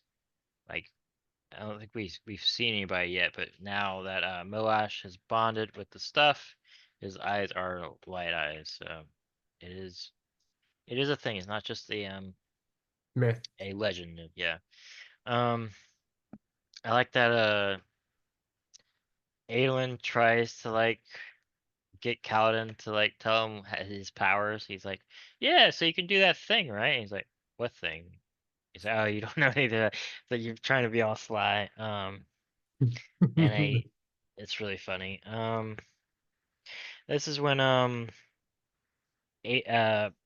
Kaladin like kind of gives Adolin like some backhanded like compliments and stuff, and Shallan calls him out, and she's like, um, why are you such a like an asshole basically? Why are he like Aelin's been nothing but nice to you. Yeah, he's like a light eye and stuff, but you're still being like just mean for no reason. Like Kaladin's starting to become that that oh my god. He called himself like the wretch or something in the first book, right? Or something like that. Yeah. Yeah, so he's starting to like backslide into that. To this kind of like that stint in the prison really did a number on him and really messed him up. Um, so they're going over the bridge, and then Kaladin remembers that oh, I saw that carpenter in Sadius's work camp starts to run. The carpenter flips the like emergency breaking of the bridge collapses. He and Shallan fall into the chasm. He sees Adolin jumping to rescue Dalinar, which we find out that that's what happens. Um, it's bad. A lot of people die. It's kind of in the chapter. Yeah. Is he here? Is this? No, that's next chapter where he hears Syl scream and stuff. Yeah, as he falls. Yeah, Yeah, as he that's falls. the Yeah, next. next chapter. Yeah.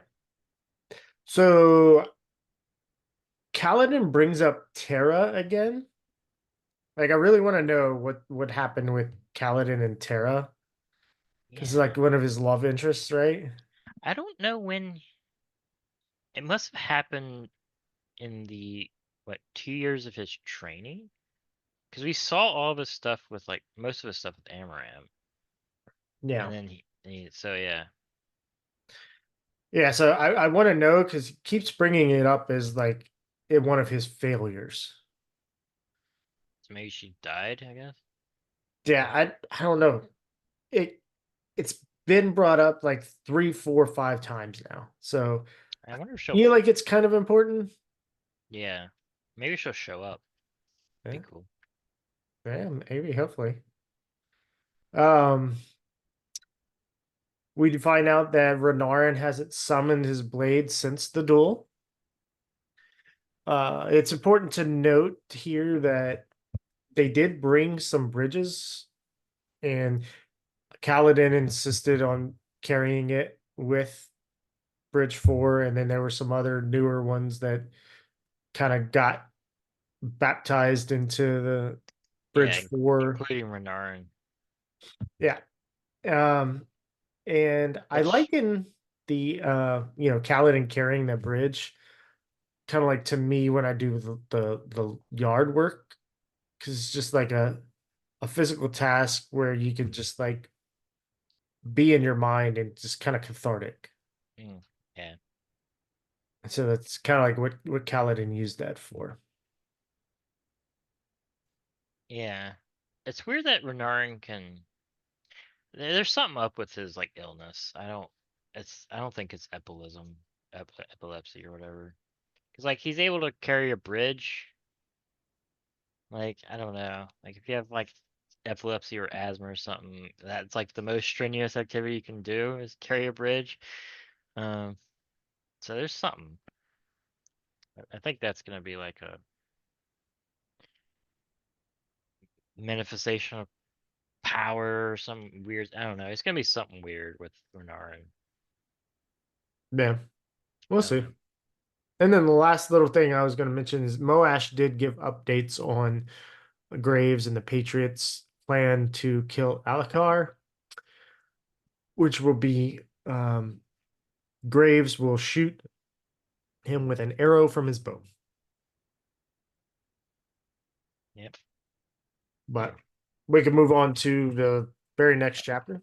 I don't know why they need to involve Kaladin in that scheme. No, I don't either. But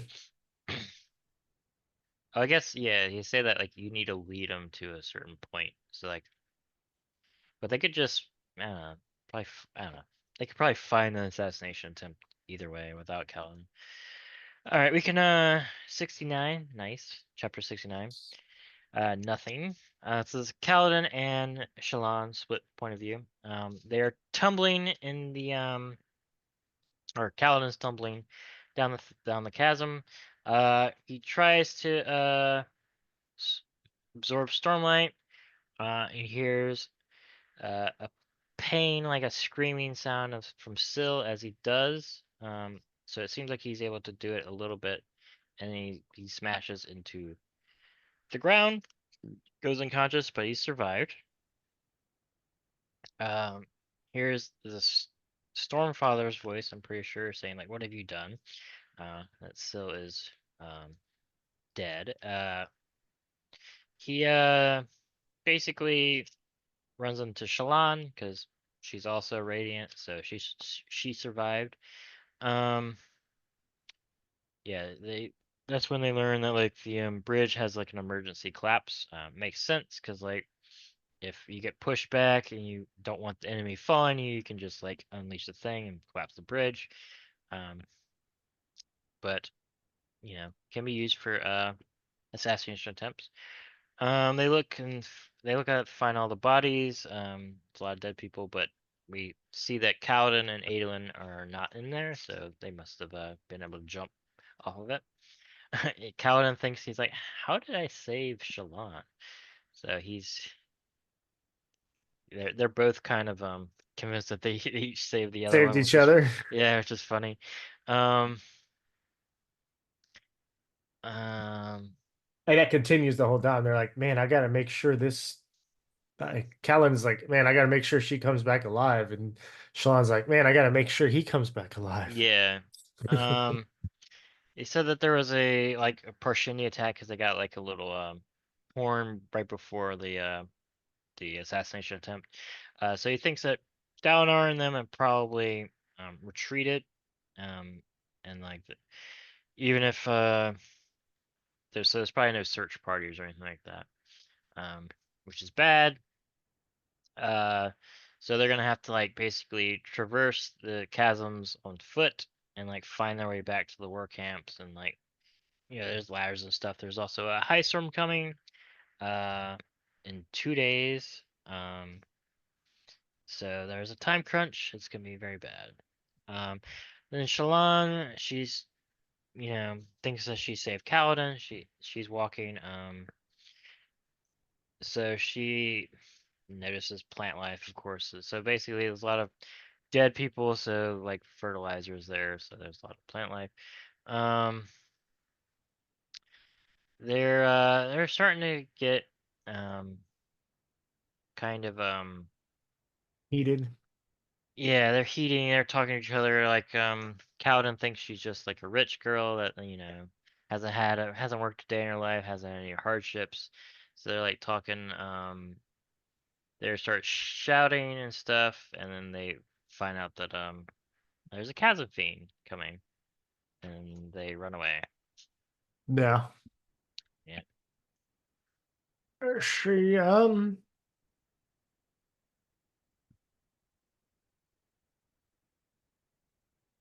yeah. I mean, most of that chapter is straightforward. There are things I did like and enjoy with character interaction, like when Shallan just immediately grabbed onto Kaladin at the first sign of a chasm fiend scraping. It's just like, oh, and like Kaladin starts to think, oh, this is nice. Like maybe I have a chance with this chick. Meanwhile, Shallan was also like, man, this is a manly man right here. Um, but she had no, like, we find out later, Kaladin's just Kaladin to her. Um, Yeah, I'm glad that they're not doing like a love triangle. yeah, yeah. A lot of people want that. Like, Of course, I mean it makes good drama and stuff, but but it does mean, yeah, maybe Kaladin will, if they want to do a love interest for Kaladin, he's at least interested in the ladies. Um, yeah, yeah, it was just funny. I'm glad that finally they get like a chance to actually interact in this. So like two of our like main characters from book one finally get to talk to each other and interact. Um, yeah. which is fun. This whole like chasm storyline is really cool. It Yeah, really, I really thought it was funny when we're at Kaladin's point of view and Shallan's like, how did we survive? And Kaladin's like, I don't know. There were some windspren that flew by. Must have been them. And then Shallan's chapter, she's like, oh, lucky. I'm thankful he thinks that windspren saved us, and he's not suspicious of me. yeah, it's two Radiants trying to hide their identities to each other. It's really When funny. in reality, it was they both helped each other, or maybe even both just saved their own selves. I think they both saved themselves. I think Paladin was able to use his last connection to Syl to like invest, and then she was also able to invest. All right, we can move on to chapter 70, From a Nightmare. That's we stick with Kaladin and Shallan. They're running away from the Chasm Fiend. They're just zigzagging, trying to find you know, a path of escape. So yeah, they like run around. They find out that there's some like fresh corpses, and the Chasm Fiend is like starting to munch on them. So Shallan gets a good look at the Chasm Fiend, and they kind of run away. Yeah, they basically lose Chasm Fiend for now. Yeah, Um, then Shallan's trying to use her like incredible memory and pattern to kind of like map the thing. Kaladin's taking lead. She kind of lost most of their stormlight or all of it. It's very bad. So they're trying to like get their bearings. He's waiting for daybreak to kind of get the sun where the sun is rising and all that stuff, so they can find out kind of where they are. Um, so then they kind of pass out. They're getting a little bit more friendly with each other. Still arguing, but it's not as bad. Um, then they wake up. They think they're going the right direction. They're still moving around trying to figure it out. They're going back to the camps. Um, she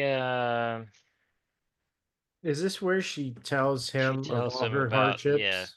Yeah, Uh, I don't think she tells them about all her shit. She says she basically tells later them on. about like Yasna and her like mission, and that Adolin is kind of like a happy bonus. She explains that like she wants the Parchman to go away, but uh Catelyn's like, well, then we'll probably just replace him with dark-eyed slaves. Um, it's yeah. And then she No, this is the chapter where she tells him like, oh, because he said something about, oh, you're a light eyes, you never experienced a hard day yeah in your life, and she's like, well, this is what I grew up with. I ended up with this, and he's like, holy shit, yeah all right, that's fucked up. And then that's when they reached an agreement and understanding of each other. yeah. Um, And this is also where they're. Is this the chapter where they say the terrible puns? Yeah, so like Shallan's like, oh, well, here Shallan is start. It's at least where they start because she said something. It's better to be the guy with the axe because they're talking about like Kaladin was strung up and hung in a high storm, Hmm. and an executioner. She says it's better to be the guy with an axe. He frowned at her. You see, she said, with an axe, it's easier to get ahead. But yeah, it's either here or in their next chapter where they're like, hey, maybe we should try yelling for help again. And he's like, yeah, we can yell, hey, somebody help us, save us from ourselves. We're making very terrible puns down here. Yeah. But yeah, at the end of the chapter, they found out they were going in the wrong direction. They started drifting southward Yeah. again. So it's bad because they have very limited time to get back. You got anything else in this chapter?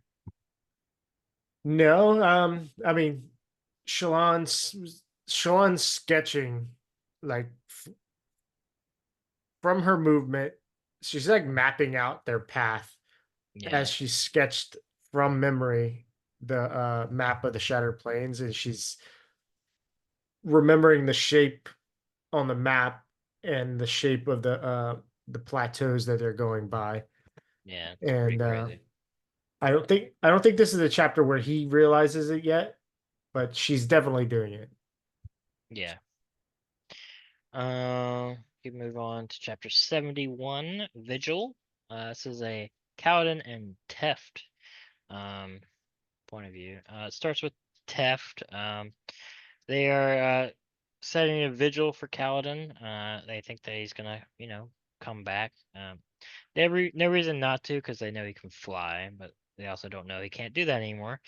Um, he talks about the Invisagers, his like family, about how they knew things about the Radiance and stuff, and they were like basically trying to become Radiance by putting themselves in dangerous situations, um, like suicides and stuff like that, and to manifest radiant powers. To get, I guess they didn't know about the Spren. You have to have a Spren to do that.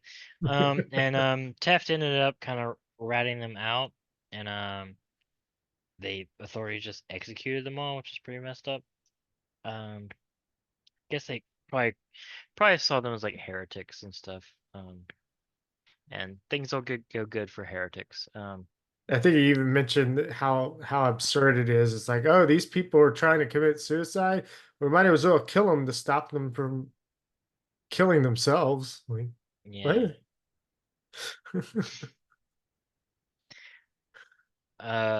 Downer shows up and he's like, kind of like, I get it. Y'all need to do this. You're like grieving and stuff, but just don't let it affect your work.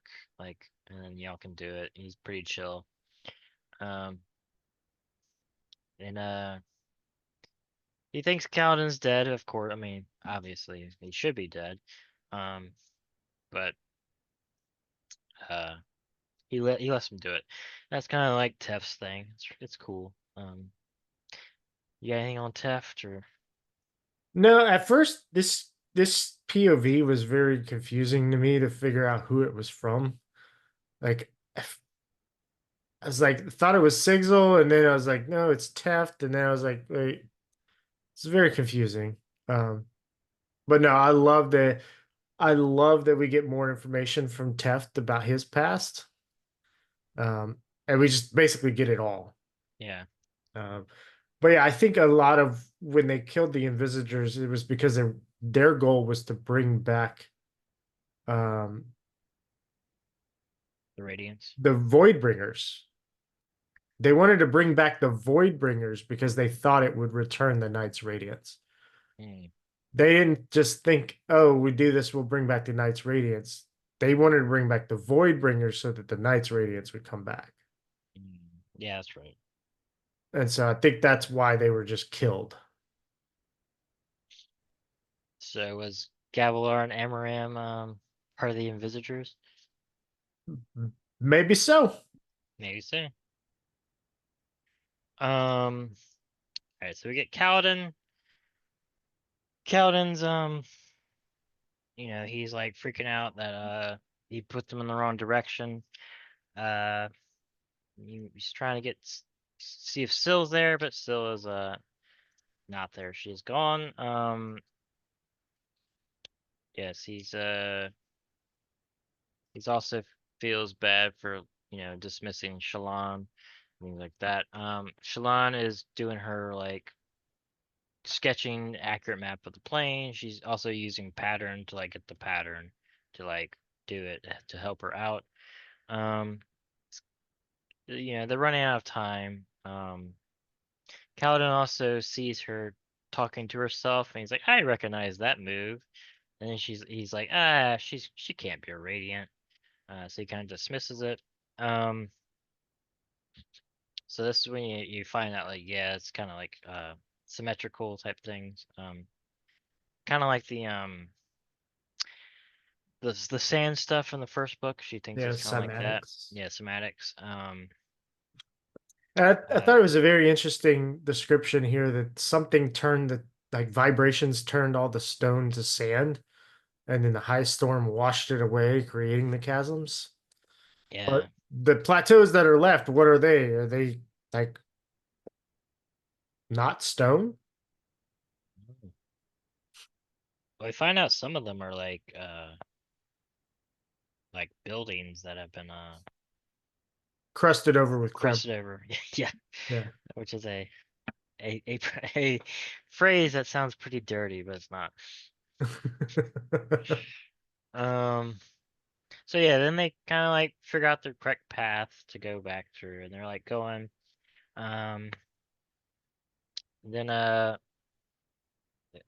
Chasm Fiend shows up. They're going in the right direction. The Chasm Fiend shows up. They kind of run into this like little narrow fissure where the Chasm Fiend can't get to them. But you get the cool image of like its one eye just like looking through it and stuff, and it's very, very creepy and cool. Um then Kaladin's like, alright, well, you're like I'm gonna go distract it, I'm gonna go fight it. You're gonna run away. Basically he's like, alright, I'm gonna sacrifice myself to save you, you run away. And Because she you goes have out. information that'll save the world too. Yeah, because she thinks that she can map the entire Shattered Plains now, which is cool. And she has the mission with the Voidbringers, all that stuff. And then she's like, if you're gonna fight it, take this. And she pulls out her shard blade and hands it to him. It's really cool. Yeah. So like these chapters are like super exciting. Like you're getting this action and you're getting almost for the first time in the series like, oh my god, are they going to be okay? Are they going to accomplish these things? We were kind of denied of it with the Eshonai betraying and Hmm. not accepting the treaty because we saw both sides leading up to that. So this one was interesting because it's not guaranteed. Like we've seen that some around the world, like M, the cobbler, he was killed. Lift was almost killed. So we're seeing these surge binders not just being god characters. You know, they don't have plot armor. He's set that up almost, right?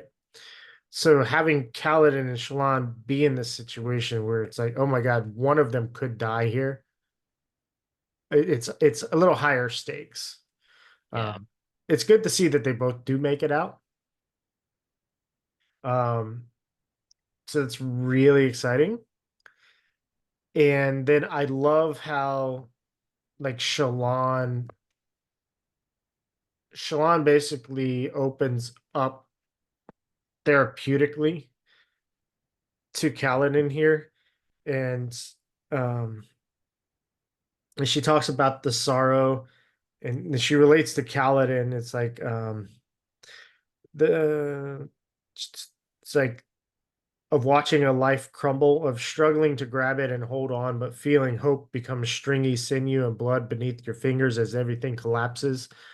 The sensation, it's not sorrow, but something deeper of being broken, of being crushed so often and so hatefully that emotion becomes something you could only wish for. If only you could cry, because then you'd feel something. Instead, you feel nothing, just haze and smoke inside you, like you're already dead. And it's just like, if you've ever dealt with depression, like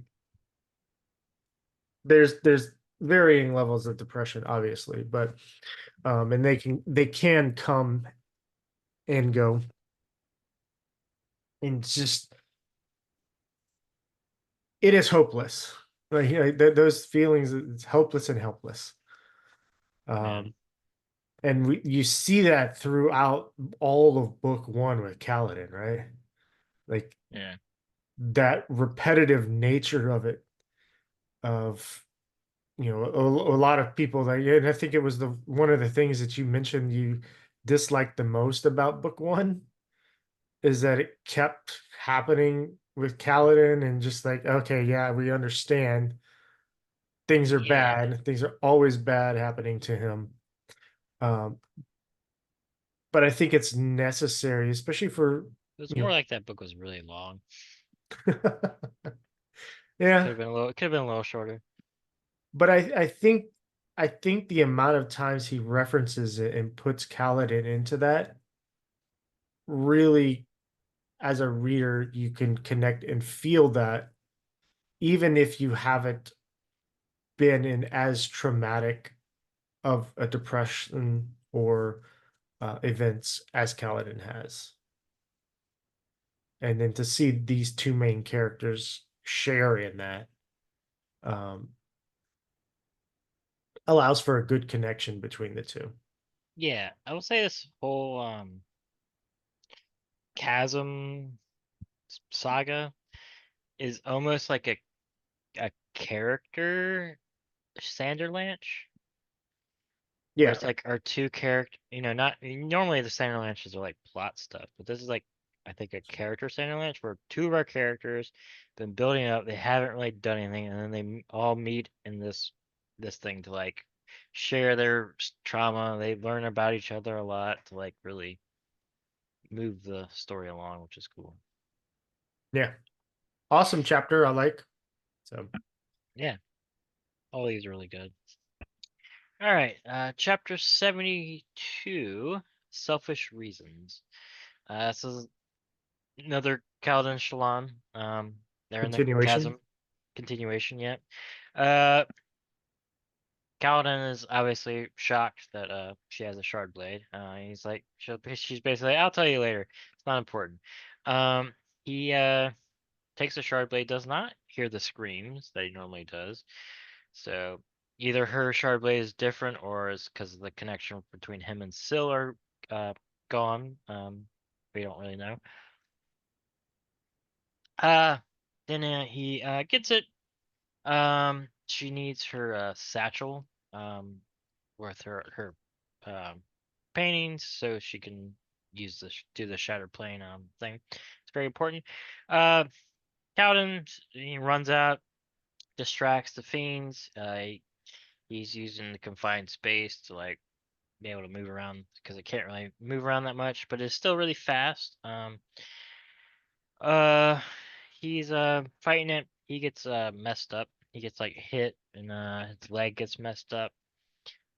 He can't he can't heal himself. But he does hear like Syl like crying, so it seems like she's not completely dead. Um, he then sees a like Shallan appear, but we know that's a light weave Shallan. Um, he sees it. He thinks that he somehow did it, which is kind of funny. Uh, he then basically the thing's like coming to eat him, and he like shoves a shard blade up and like into its brain and kills it, but like crashes on top of him. He basically gets engulfed while killing it, which is really cool. Um. Oh yeah. Shalon notices what I'm pretty sure is a odium spren, like leave its body when the chasm fiend is dead, which is scary. Yeah, she saw them come earlier too, right? Yeah, Yeah. I think so. Yeah. Basically, she sees that Kaladin has been engulfed in the body. Uh, his leg is pretty messed up, and he cannot heal it. So they realize that they can't basically get to the war camps in time for the high storm, and then they see that there's a water line to where how far the water rises when the high storm is there, and then he realizes that Sirlon can cut like handholds and then maybe climb above and able to make a little like Alcove type. alcove because he saw the scouts do that for like the Alethi scouts do that, so that's where he gets the idea from that. And yes, so that's kind of what she does. She can manipulate her shard blade, which is cool. So she makes it like smaller. Um, so maybe that's a power from having all the oaths. She can like manipulate her shard blade. Um, so basically, it's a lot of like cutting. They eventually get the shelter made and help Cowden climb up. Um, and then they like clasp hands right when the high storms come in. So it's fun. That's kind of that chapter. Yeah. Um, it was exciting to see them. I mean, especially Shalon. So we didn't get Kaladin using any of the powers. And just from a narrative standpoint, if they both had their powers in this section, I mean, all of this wouldn't have happened. Kaladin probably would have just blown them out. Yeah. Maybe. Um, depending on if he wanted to share that information with her. At which point it would have been interesting if she shared hers or kept hers secret. Um, but the fact that having one of them trumped um, allowed the character interaction and growth. And yeah, Shalon's shard blade is cool and interesting, and she knows how to use it. And Kaladin noted that he doesn't think he's seen any other woman, any other female have a shard blade. So, um, wondering where the hell it came from. Yeah. And Kaladin's crushed legs remind Shalon of her brother Balat, which leads into the next chapter, which is a flashback. Yeah. And I see it a lot. A lot of times I don't try to I forget to try to connect. Um, but there are a lot of times it might be every time that Sanderson, right before a flashback, there's something in the modern world that like brings that information to light. In this case, it could totally be like Shalon seeing it, and then we get the flashback as if it's her picturing those events as she sees it. Obviously, it's not interjected right then, like, oh, she sees his legs. Oh, that reminds me of Block. Yeah. Cut over. Oh God, why don't we get to see the end of the high storm coming, the storm wall coming, and then we come back and like, well, shit, that was annoying. Yeah. No, I mean it's just good writing to kind of pair the flashbacks with stuff in the modern day to Yeah, like absolutely. um and yeah, I always liked that and it's very well done. Um and yeah. The fight with the chasm fiend was cool. Um Dalinar should have just gotten eaten by the chasm fiend in book one and been a easier fight for him Yeah, instead of having to catch slice the them from the inside. yeah. It just reminds me of Men in Black. That Jumping. and wasn't Guardians of the Galaxy, didn't they do that Mm, there too? yeah. Also, I think that's how they kill. It's a couple. It's in one of the books that I've read. I forget. But like that's how they kill a dragon. They like jump in its mouth and stab it.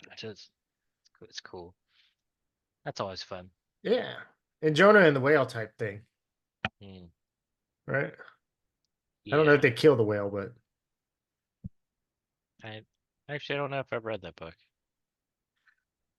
I think Jonah and the whale is a Bible Oh, it's a Bible story, thing. right? Okay. I don't know. New Testament? Oh, wait, Old Old Testament? Testament. Old Testament. I mean, obviously. Uh, Yeah. no, Jesus was just with the whale. Yeah. Jesus light weaved himself. Yeah. No, I don't remember that parable, but I'm not the. It is. Uh, so yeah, the last interesting thing about that chapter is the Spren coming and leaving from the chasm fiend. So Yeah, it's interesting. I wonder if that's why like a holdover, and that's why the Parshendi worship them as gods, is because like when they were void bringers, they like had chasm fiends as like shock troops or something, or like they used them as stuff. So when they broke away from them, it still had the chasm fiends, and they reminded them of their old gods or something. I don't know. maybe I don't know. I still feel like the chasm fiends could be a god form Of of the Parshendi. Parshendi, that'd be cool. Like It's I like a came type up of with that idea, I think, in book one, at the end of book one, and that would be very interesting. yeah, it's like Attack on Titan. Yeah. So I Yeah, don't know. that We'll see. that'd be really bad though. They all like just chasm fiends just erupt from the Alethi war camps. It's like, oh fuck, Yeah. that'd be cool. Yeah. All right, chapter Thousand 73. scurrying creatures. Yes, this is 1 year ago, so we've jumped half a year. Shallan, the basically the plot to leave has advanced, and that today is the day they're gonna get out of here. Yes, and I like how they're like, man, how did we become so rich? How did we just find all this stuff? Because like the father's being very secretive about the Soulcaster, which is kind of funny. The wealth has not helped anyone's mood. Um, so yeah, Shalon's like, they haven't been able to get in contact with Halloran, which we know why. Um, but they're thinking they're just trying to leave in stealth. Um, and they're gonna, if they can't get Halloran, they're gonna go to the High Prince Valem and the bastard, basically the guys that came and confronted their father 2 years ago or whatever. They're gonna go see them, and maybe they're gonna get some like help, even though the father the father is like rich now, so he might be able to buy them out. Um,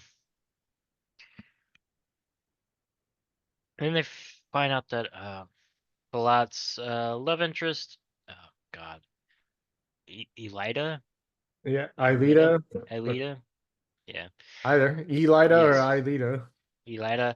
Elida. She's in the feast hall. Father summoned her. They rush. Shallan is freaking out. She collects something from her room, which we don't know. What that is quite yet. Basically, Balad is like arguing with her father. They've when the father knows that they're gonna leave because he got it from Melise, who we find out that he is killed. It's very all messed up. They have a sword fight. Balat and the father. The father beats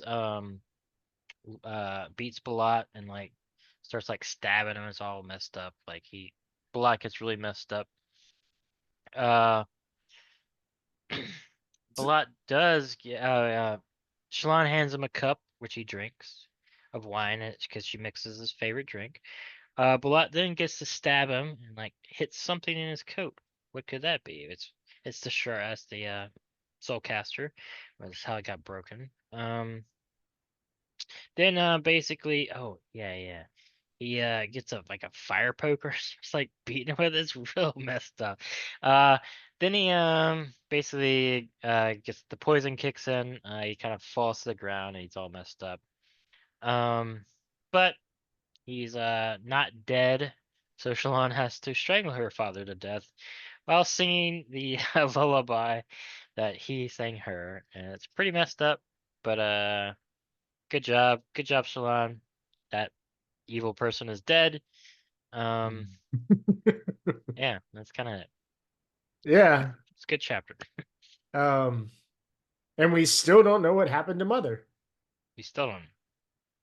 But Maybe the next flashback where her like unlocking that chest and seeing what's actually in there. That'd be cool.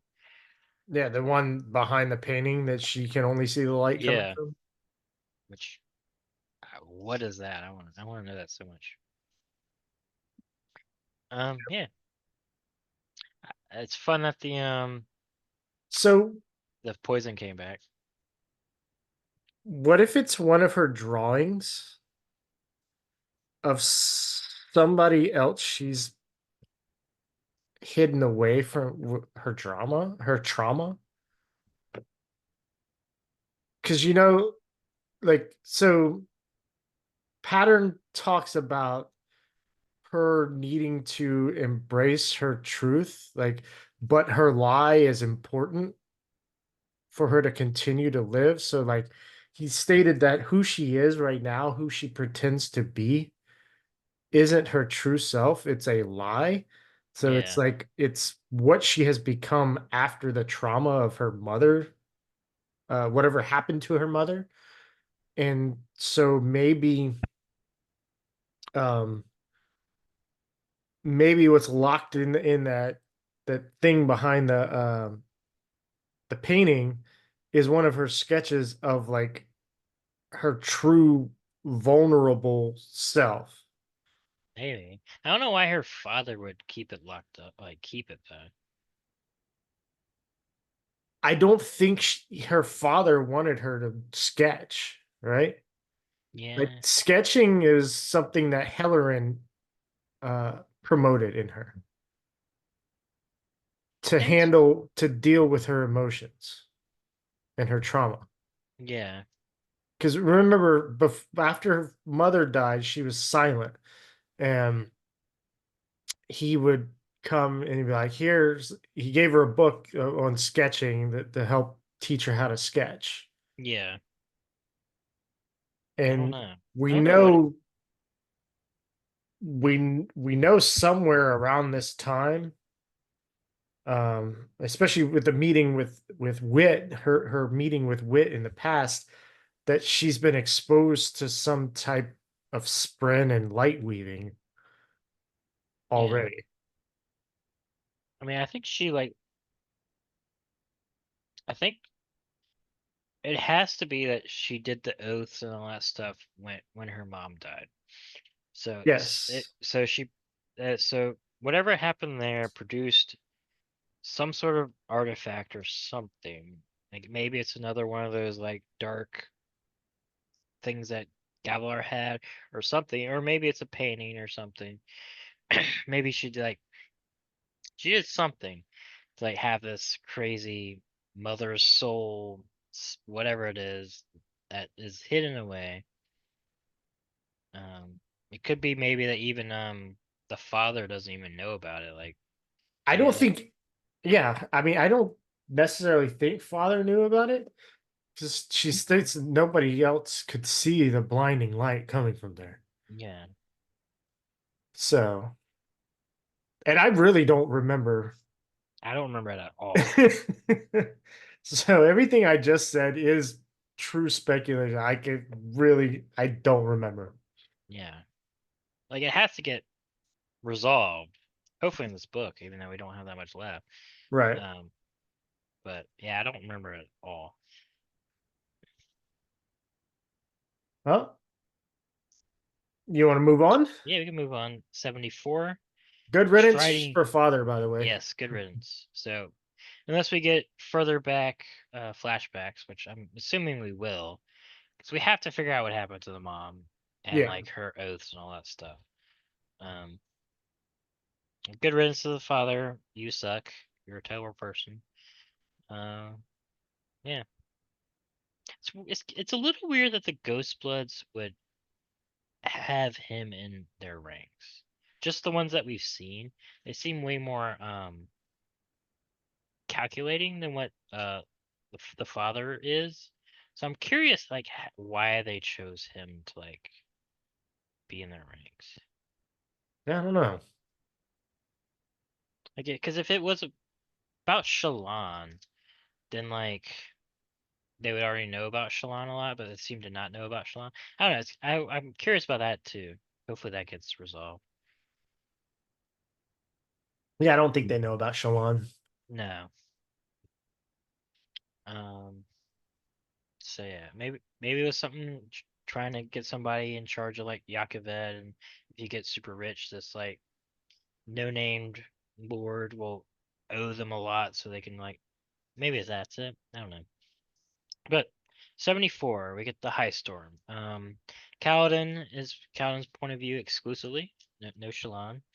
Um, basically, Kaladin is and Shallan are huddling in the little alcove they've made. We get more potential, even though it's kind of crushed. Shallan Kaladin shipping, where he's like, you know, feels her body and all that stuff, and it's a little sexy for the predicament they're in.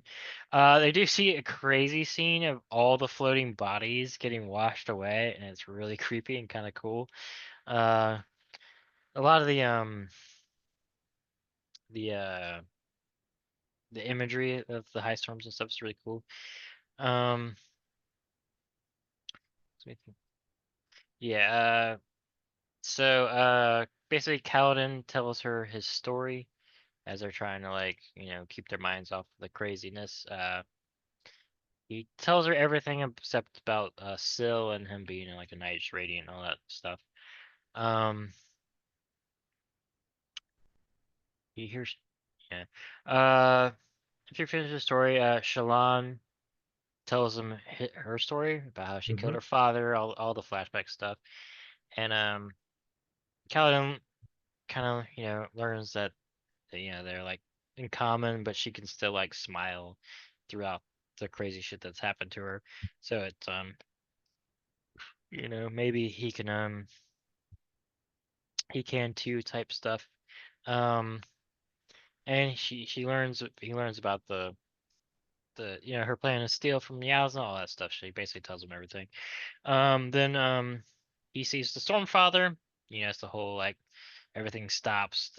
He's like basically teleported into a Vision. vision, basically kind of Dalinar's vision. Um, he this is when he figured out that Shallan's a radiant, but um, and Stormfather's like still is dead, and yeah, he says that Kaladin will never ride the winds again, and it's really sad. And then Shallan also saw a vision. We don't know what she saw. Maybe she'll tell us in one of her POVs. Um, and that's kind. Oh, and then she falls asleep in the high storm, which is kind of funny. Yeah, yeah. Reminds me of Aliens when Hicks is asleep in the drop. But yeah. Oh, Aliens. Aliens. It's like Yeah. Alien. Okay. Yeah. So prior to the vision in the storm, Kaladin notices like a big figure riding the storm, which is obviously Stormfather. but then another dark one is following. I think could be Odium. Yeah. And then Red Sprint are flying with the storm as well. Um, so we're seeing effects of what we know. This is the last high storm before the weeping, and um, we know that Esh and I planned for this to be Esh and I and Vinley planned for this to be the one where all of the other Parshendi are going to take storm form. Yeah. And they're so close to it. So definitely gives like that foreshadowing vibe of something fucking bad happened.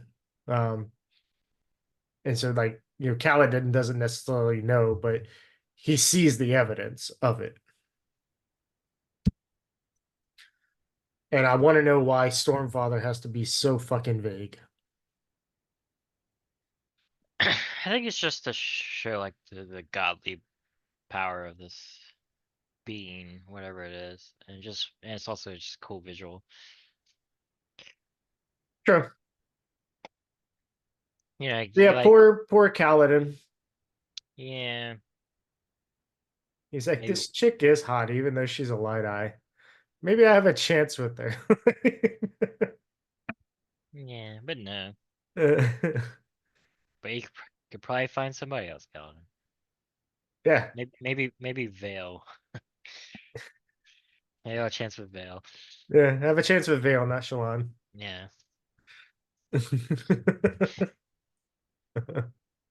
I'm trying to think. There's no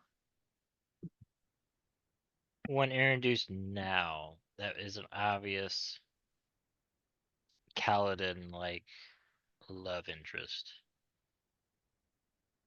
I Because it's don't really think so. unless Yasna comes back and her and Kaladin and Yasna, that'd be so funny. I don't know. Yeah, Yasna never seemed like the No. I like men type. Yeah, but it would be funny. I'm just trying to think because like Navani is with Downer. Like there's like no one really like just like there. There's not too many like prominent female characters, and all are kind of paired off. Right. And there's no Maybe it gets with the mask lady. dark. I don't know. Good luck there. Yeah, good luck there. I guess I have to introduce somebody Yeah. if they want to romance with Calvin. It's just most books pair off the main characters. True. Most stories in general pair off the main characters. Yeah. Anyway, we can move on unless you got anything else. It's always fun seeing the Stormfather. Yep. We got 75 True Glory. We get Dalinar, we get some Shallan. Um, for Dalinar, he's with Amaram. Amaram is like talking with Dalinar, being like, "Hey, you need to make peace with Sadeas," and Dalinar's like, "That has long since passed." Like, no. Read the Um, room. yeah, read the room. Like, we've been betrayed a bunch. He tried to kill me again. Like, no, it's all bad. Um, uh, they're they hear horns. He thinks it's for like a chrysalis. And he is like, no, we're not gonna do that. We're just gonna start concentrating on trying to win this war, type things. And Amram's like, well, Sadis is gonna go fight, and he's like, I don't care. Sadis can do what he wants. Like Amram, like we're trying to actually win this war. We don't really care too much about Sadis. Even though Downer also is a little short-sighted, because like what happens when he beats the Pershindi and all of his forces are messed up, and Sadis just comes and kills all of them, which could very well happen. I'm a little worried about that. Um, um, and then he asks Amram about the Herald, and Amram lies to Dalinar, doesn't tell him really anything. He says like basically a madman, and he says that he you dilute about having a shard blade, which is weird. So I don't know where that shard blade went. But yeah, the Dalinar finds out that Kaladin Stormblessed has returned from the chasms, and he runs. I like how he runs all the way there. It's like, what the? For running all the way there. Dalinar asks him how he survived. He's like unsure, but he says that some Spren maybe saved him. They brought the gem heart back from the dead Chasm Fiend, and I like that Kaladin says they killed it, and then Shallan's like, "Shut up, Kaladin, you're boasting. It's we found it was found dead," and he's like, "Yeah, yeah, right." And Oh yeah, that's right. Yeah. yeah, that's right. Um, like that Dalinar asks Cal, he's like, "You're the person I was supposed to find, right?" And he's like, and Kaladin's like, "Not anymore. Maybe once, but not anymore." Um, um, oh yeah, Amram's gone, and oh yeah, Kaladin's like, talk with Shallan. She's got a really good find. That's kind of Dalinar stuff. Like he's says like get Kaladin whatever he wants. He's a hero. That sort of stuff. And then Shallan is resting. Navani is kind of mother henning her. It seems like the return of her has brought them. She's like snapped her out of her grief a little bit. And she's gonna start talking to her, which is nice. Shallan insists that she's gonna go on the expedition. Um, and this is also when yeah oh yeah, Patterns talks of the recreants, which is interesting. Um, and most sprint except the Stormfather and a few others were killed. So Stormfather was a Spren that was bound to a Radiant, which is interesting. And a few others, maybe the Night Mother. I don't know. We don't know if the Night Mother is cultivation or sprint of cultivation. So that'd be fun. But it's interesting to learn that the Stormfather was a Spren that was in the Recreants. Um, uh,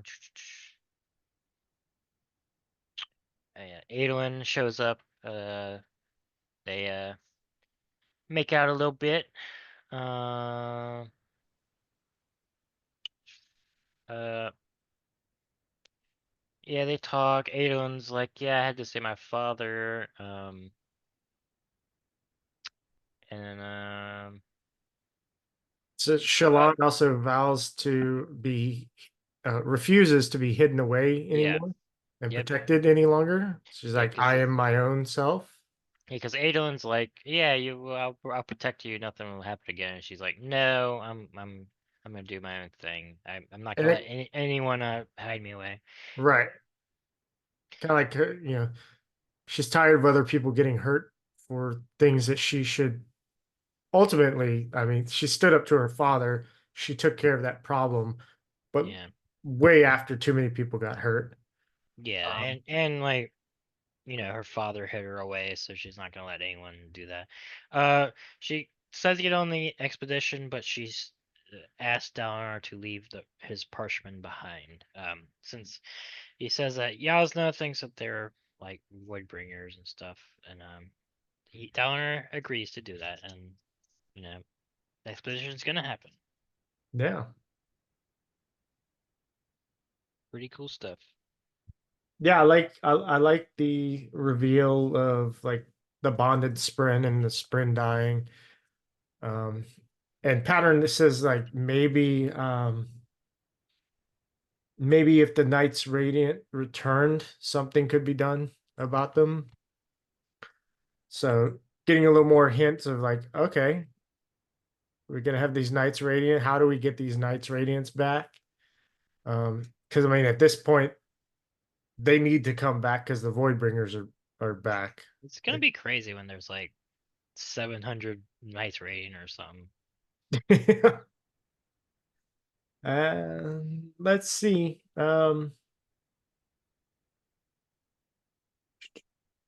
Okay. So here was my note. I don't know why I didn't put it on the other thing. Hmm.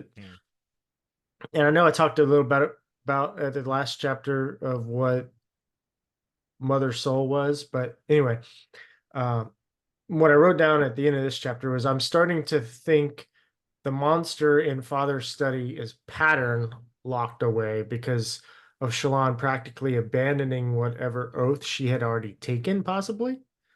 And so, a consequence of her father protecting her instead of her protecting her family and the servants, even though she did, and everybody resented her. So, like, That, that's interesting. We do know that Spren can be locked away in crystals from Eshonai, so it could be pattern. but even then, it could just be a representation of it. Like, she's like, I know that pattern was here, or that power, but that power is no longer, like, she's unable to access it because of the same thing that Kaladin, and it lines up thematically right now, right? Yeah. Because Kaladin's experiencing this. And that's why I was like, maybe she broke her oath somehow, um, willingly or unwillingly. And she's like, now the trauma has blocked that out as well. But she's like, there's something over there. I know there's something. And I just keep seeing this blinding light, but I don't remember what it is, but I want to find out. Yeah. I don't know. Find out. That's cool though. I didn't think it could have been pattern. It makes sense. Because it has to be before she kills father is when she has to have had created not just images but sound. Yeah, and have a shard blade. Yes. So she had all of that. When she was like 10 or how old was she when her mom dies? And she's like not she's like 11 or something. She's not old. So yeah, I Yeah. don't know. But we do know that Spring come to young because they came to live when she was like 10 or whatever. So I don't know. I want to find out. Yeah. Give us more flashback chapters. Please Please. open up. All right, we can move on to the interludes unless you got anything else. Mm, I just so I really did find it funny. Everybody's insistence that the chasm fiend was just found dead, because if it was alive, there was no way that Shallan and Kaladin would have survived by themselves, like without revealing that they are surge binders. Yeah. Um. Yeah. That's fun. You want to talk about the epigraph real quick? Sure. You can. I didn't honestly didn't really pay too much attention, so you can probably speak to it more than I can. Okay, so essentially it's a response to the letter in the first book where presumably Hoyd Wit is writing to an old friend, um, asking for help against odium. And then this is the response. And let's see here. Hold on. Words.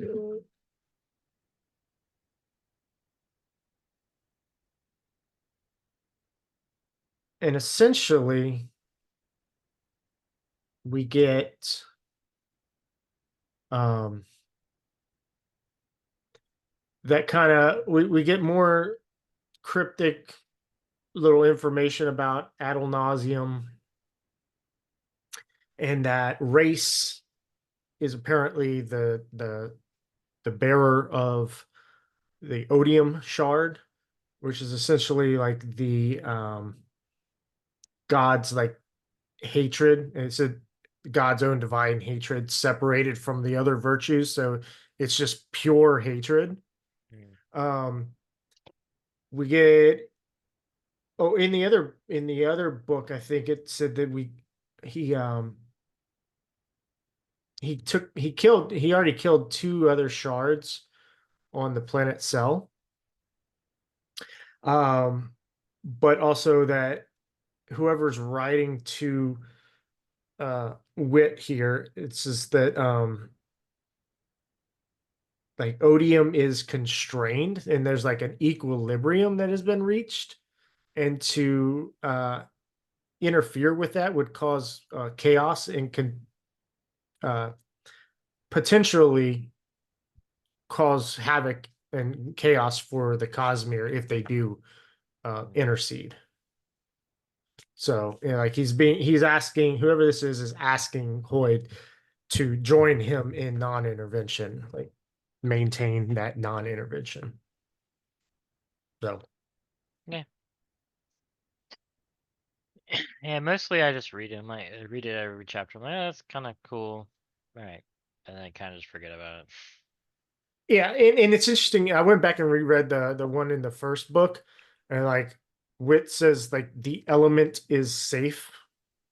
I don't know what the fuck the element is, but in this response, he says, "Have you given up on the gemstone now that it is dead?" So maybe the element and the gemstone are the same, but what is this gemstone and why is it dead? Is it that black thing Gavilar had? If we still haven't gotten a clue of what that is. It could be. Um, yeah. I don't know. Yeah. But this person also does have a sense of humor because he's like, I am told that your current incarnation, you've taken a name that references what you presume to be one of your virtues. This is, I suspect, a little like a skunk naming itself for its stench. So, um, yeah, Yeah. Fun stuff. yeah, fun stuff. I wonder what the next. Let's see.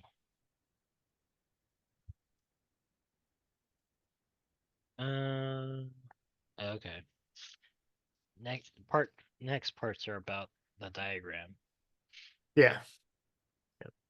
which we'll learn in a little bit. You ready to move on? Yep. Yeah, for most of the epigraphs, I really just don't. I read them and I'm like, oh, that's cool.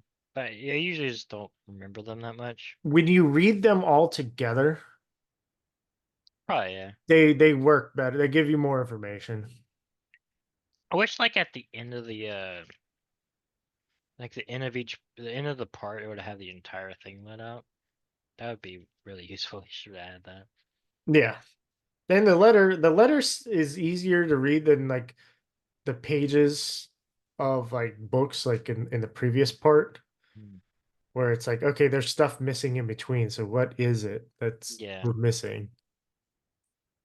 but that would be cool. You should. I'm gonna write Brandon Sanderson Solomon. Next edition of this, you should have at the end of each part all the different epigraphs just laid out, so I don't have to re-look through all of them or look on it online. But Yeah. but yeah, if we move on to interlude 12, Lan, Land, lawn, whatever. Lan. It says point of view. He's an ardent. Um, he's an ardent to Marie Antoinette, or uh, she's such Marie Antoinette. It's really funny. Um, the queen. He's ardent to the queen of Althkar. I forget her name. Elokar's wife. Yeah, Althkar's wife, Asuden. Yeah. And he's introducing a new ardent to like her personal ardents. Pi. Yes. So, Excuse you. yeah, the burp was written in her name. It's really weird that Brandon did that. That's how you actually pronounce it. Um, So the queen is basically Marie Antoinette, wasting a lot of food while people starve. Just debauchery galore. Um, and the Ardents are just basically telling her what she wants to hear, so they can get all the perks of like just food and women and all sorts of crazy stuff. They're just getting it's Sodom and Gomorrah over here. Um, Pi is very much like basically like horrified to see all this waste of like food and like how the Ardentia is falling because she's a true believer in like the Almighty and stuff. Lan is like, she's gonna be a problem and it's bad. Yeah, because he's just living a life of luxury. Um, so then basically, Pi ends up writing this like this treatise on like debauchery and gluttony of the queen and all this stuff with all this basically denounces the queen. She gets executed and the riots start. The storming of the Bastille may happen. Um, so things are bad in Kolinar. Yeah. I really was so confused. Um, with this. I was trying to find more meaning, but I guess the meaning is just more chaos in Roshar. So later on in Teravangian's chapter, we see the chaos resolved Yeah, from Yaakoved. So this is another like start of some chaotic stuff yeah. happening in another land. It seems like as bad of a king that Elokar is, he picked the worst queen. Yeah, and she's just been like um off in Kolinar doing Yeah, all just this stupid shit. having parties and Like, no wonder Navani left. yeah. I guess she didn't um, have any power, but like, yeah, it's crazy that she didn't like come and was like, "Hey, the Colonars are getting really bad. Like, we need somebody to come back and like, slap the queen into some sense and like, get everything taken care of." do you think that Pi was a spy sent by ILA, or was she legit a um ardent? Uh, I didn't think about it. I think she's legit. Because, I mean, she knew that she was going to get killed by doing that, so I don't know if a spy would actually um, be that devout. Maybe to And when I say spy, like an agent. I don't think so, because I think it's more interesting if like you actually have like a this like devout ardent that like starts a kind of like oh my god oh my god dude that started the process of Reformation, Martin Luther. Martin Luther. I don't know how I blanked on that name. Like that's what so it kind of reminded me of is like Martin Luther came to Queen Antoinette, Marie Antoinette, and then wrote his 21 treatises or whatever, and then the Protestant Reformation happened. That's kind of what this chapter reminded me of when I I was get reading it. that. I yeah. I was having a hard time with it and caring about it. Up until obviously at the end where it said the riots started, I was like, oh, okay, that Yeah, explains that, but your summary of it gave it a little more light of, oh, okay, that's the kind of thing that was happening there. yeah, I think this is like set up for next book Yeah. because hopefully the Shattered Plains will be done with. Because I really don't want a third book of the Shattered Plane. Like this should be the decisive battle coming up next part of that storyline. So then they need to start setting up. So like if they beat that, and then like Kolinar itself is like in riots, they're probably gonna have to like go to Kolinar and like quell it and like establish a base operation. Well, it might be an era through whatever. They still have to like get Kolinar under control. So I'm guessing that's setting up for the next arc of what's happening. You got anything else we can move on? We can move on to interlude 13. 13, a part to play. This is like a Esh and I. 2-page chapter. Esh and I. Um, they're like, she's like, yeah, we're gonna kill them. Like, rah. It's very short. Like the Alethi are coming. We're gonna murder them. Kind of what happens. Yeah, so what I got is Vinley wants to summon the storm now. So like apparently they can summon a storm um separate from the high storm. Eshenai Yeah. convinces her to wait until the Alethi are on top of them. So there's more destruction there right there. Um and then Eshenai is still aware of her caged humanity. She's suspicious of Vinley and the other scholars being so comfortable in storm form, almost as if they've been in it before. So it's not their first time. She like that. She's Yeah. getting like these people have diddled in some stuff before. Um, so like to me, Vinley is definitely has some like evil mastermind vibes going on. Yeah. She's been consorting with Odium. And just like this quote here, Eshonai knew that she herself had changed, but Vinley acted the same. Something felt wrong about that. So like Vinley was already like taking storm form for Vinley didn't change her personality and her motives. Eshonai taking storm form, it's caged her humanity and she's trapped inside of that. I think, no, that's not what I wanted, but she's being compelled supernaturally to Yeah. To basically fight. destroy the Alethi. Yeah. And I love Eshonai. She's a great like tragic character. Um, put her right there with Shallan and Kaladin, and even Dalinar. Just tragic, tragic things that have happened to them. Yep. And we haven't really gotten to see what's so tragic with Dalinar yet. But maybe we'll find some more at the end of this book. But I Yeah. think next book we'll find out a whole lot more. He visited the old magic for a reason. Yeah. We don't know that reason, but he is there. But yeah, we can move on to the last interlude. Yeah, we got a Teravangian, which unsurprisingly is Teravangian's point of view.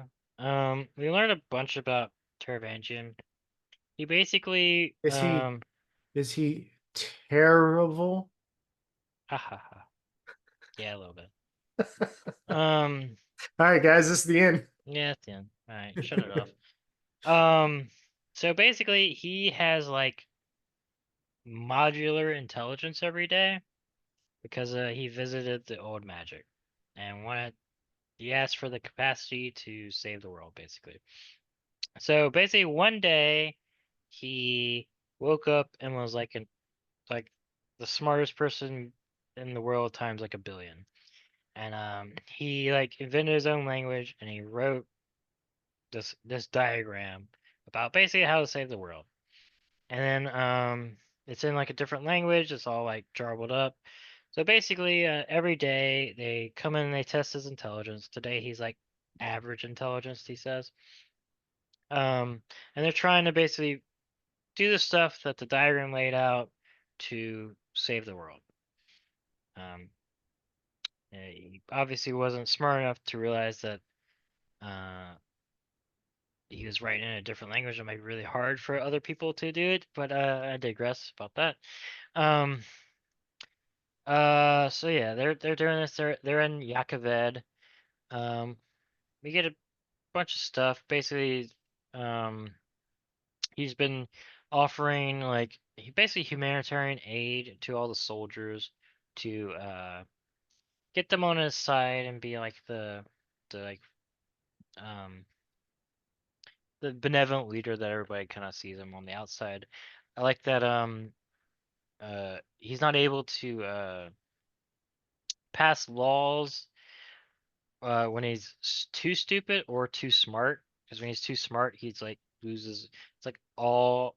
practicality and passion, and he's just like, yeah, we should just like commit genocide on these people because they're worthless, or like we should sterilize these people. It's very like all like focused, and then he's too dumb. He obviously can't make good um political decisions.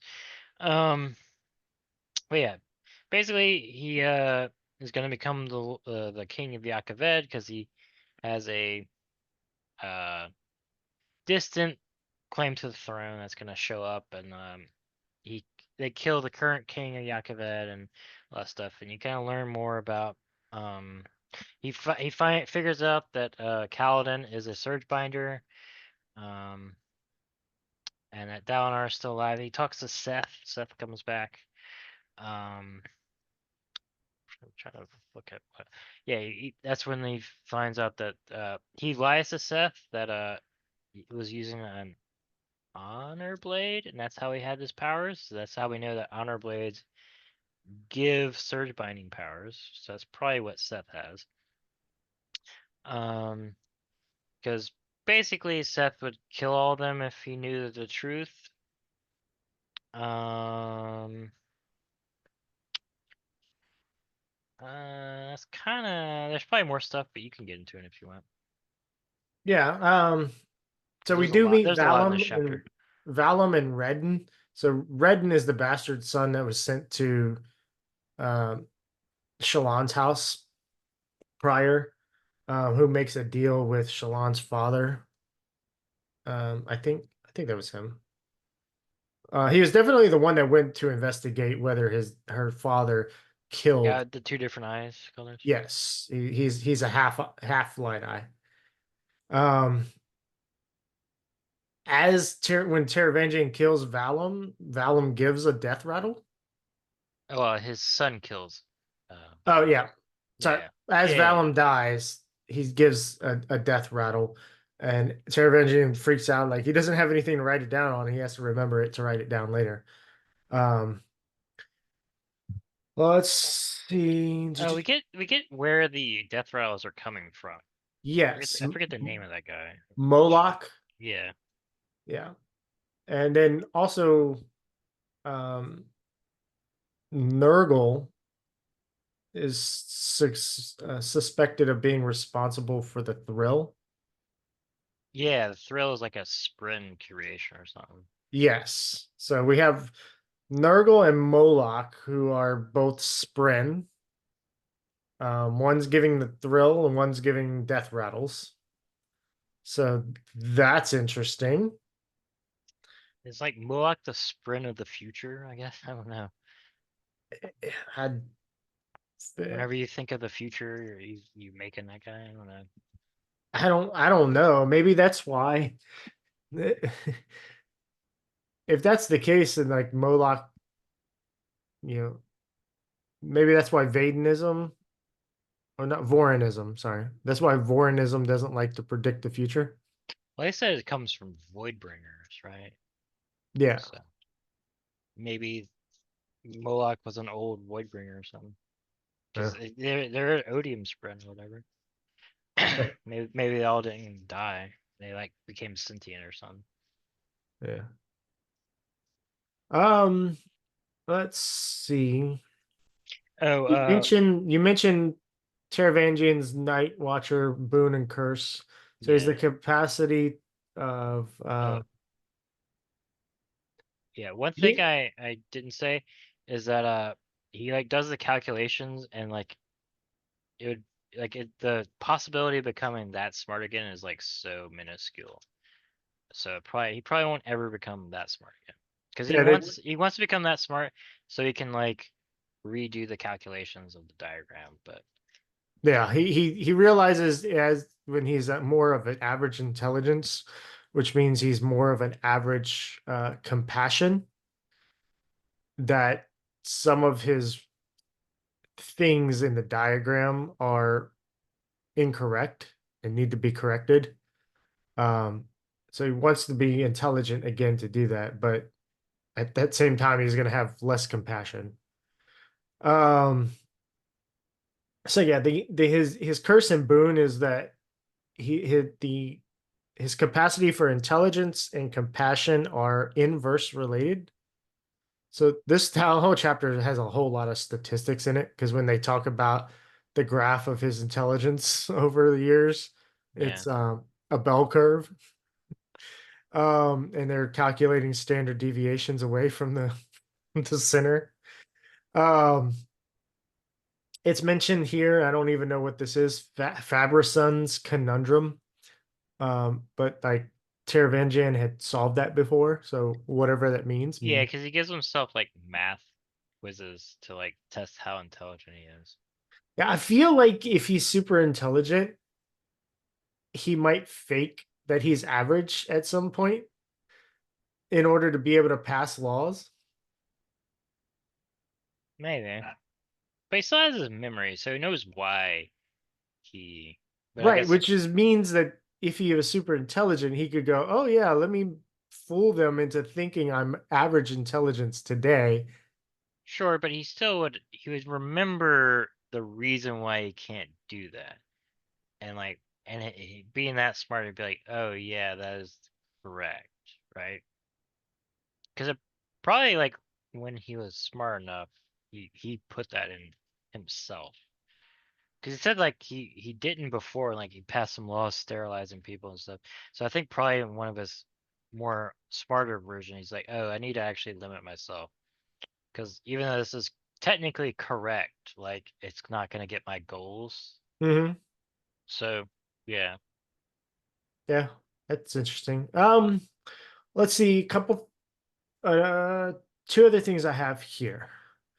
So Teravantian knew that Yasna was a surge binder. And then he's predicts that Shallan is as well. Um, and I think Hellerin was as well. Oh really? So listen, he said this is a quote from the book. Already they hypothesized that the girl had been trained, if not by Yasna, then by the girl's brother before his death. Hmm. And this is right after he's thinking that Yasna's ward is a surge binder. She's talking about who trained her into being a surge binder. Yeah, but we know that it was Yasna that did it. Right, but he's like, okay, if it wasn't by Yasna, then was it the girl's brother before his death? Hmm. I don't know. Maybe. So Teravangian thinks Hellerin might have been Yeah. like, I don't know. That's interesting. And then I feel like they glossed over that Valum was a shard bearer because when he died, this shard blade just appears. Yeah. That's right. So I don't know if it was established before that he was a shard bearer. Yeah, Although, I don't think we knew that. I mean, we never met him really. no. So I don't know. I don't know. Fun chapter, fun information. Yeah. It's lots of information there. Oh yeah. All right. Yeah. Anything else, Justin? No, I'm good. I'm ready for part 5. It I should am. be some climactic battles. Hopefully some more so on flashbacks to learn what the mother is and all that stuff. Hopefully, Kaladin will stop being a sad boy and get Syl back. It'd be kind of be somewhat interesting, but also I don't think it's gonna happen where Kaladin like doesn't have his powers for like an entire book or something. I doubt that's gonna happen. Yeah. I'm pretty sure he's gonna get her back in this part. But yeah, we can finish it up. Yeah. It's gonna be fun. All right. So if you made it this far, go ahead and you can click like, follow, share, subscribe, leave us a review or a rating if you like. It helps us out. But if you don't want to do that, don't do that. You're responsible for your own self, unless you've taken oaths and conflicting them and you had a sprint and now you don't. So Don't do that. keep that in mind. If you want to keep your sprint, Don't make mutually exclusive oaths, or inclusive, Exclusive. mutually exclusive. Yeah. So yeah, go visit our sponsor, Mudcat Whiskers, at mudcatwhiskers.com. Use code paperweights at checkout to save yourself some money. And we will be back next week to finish Words of Radiance, covering part 5. Bye. Bye.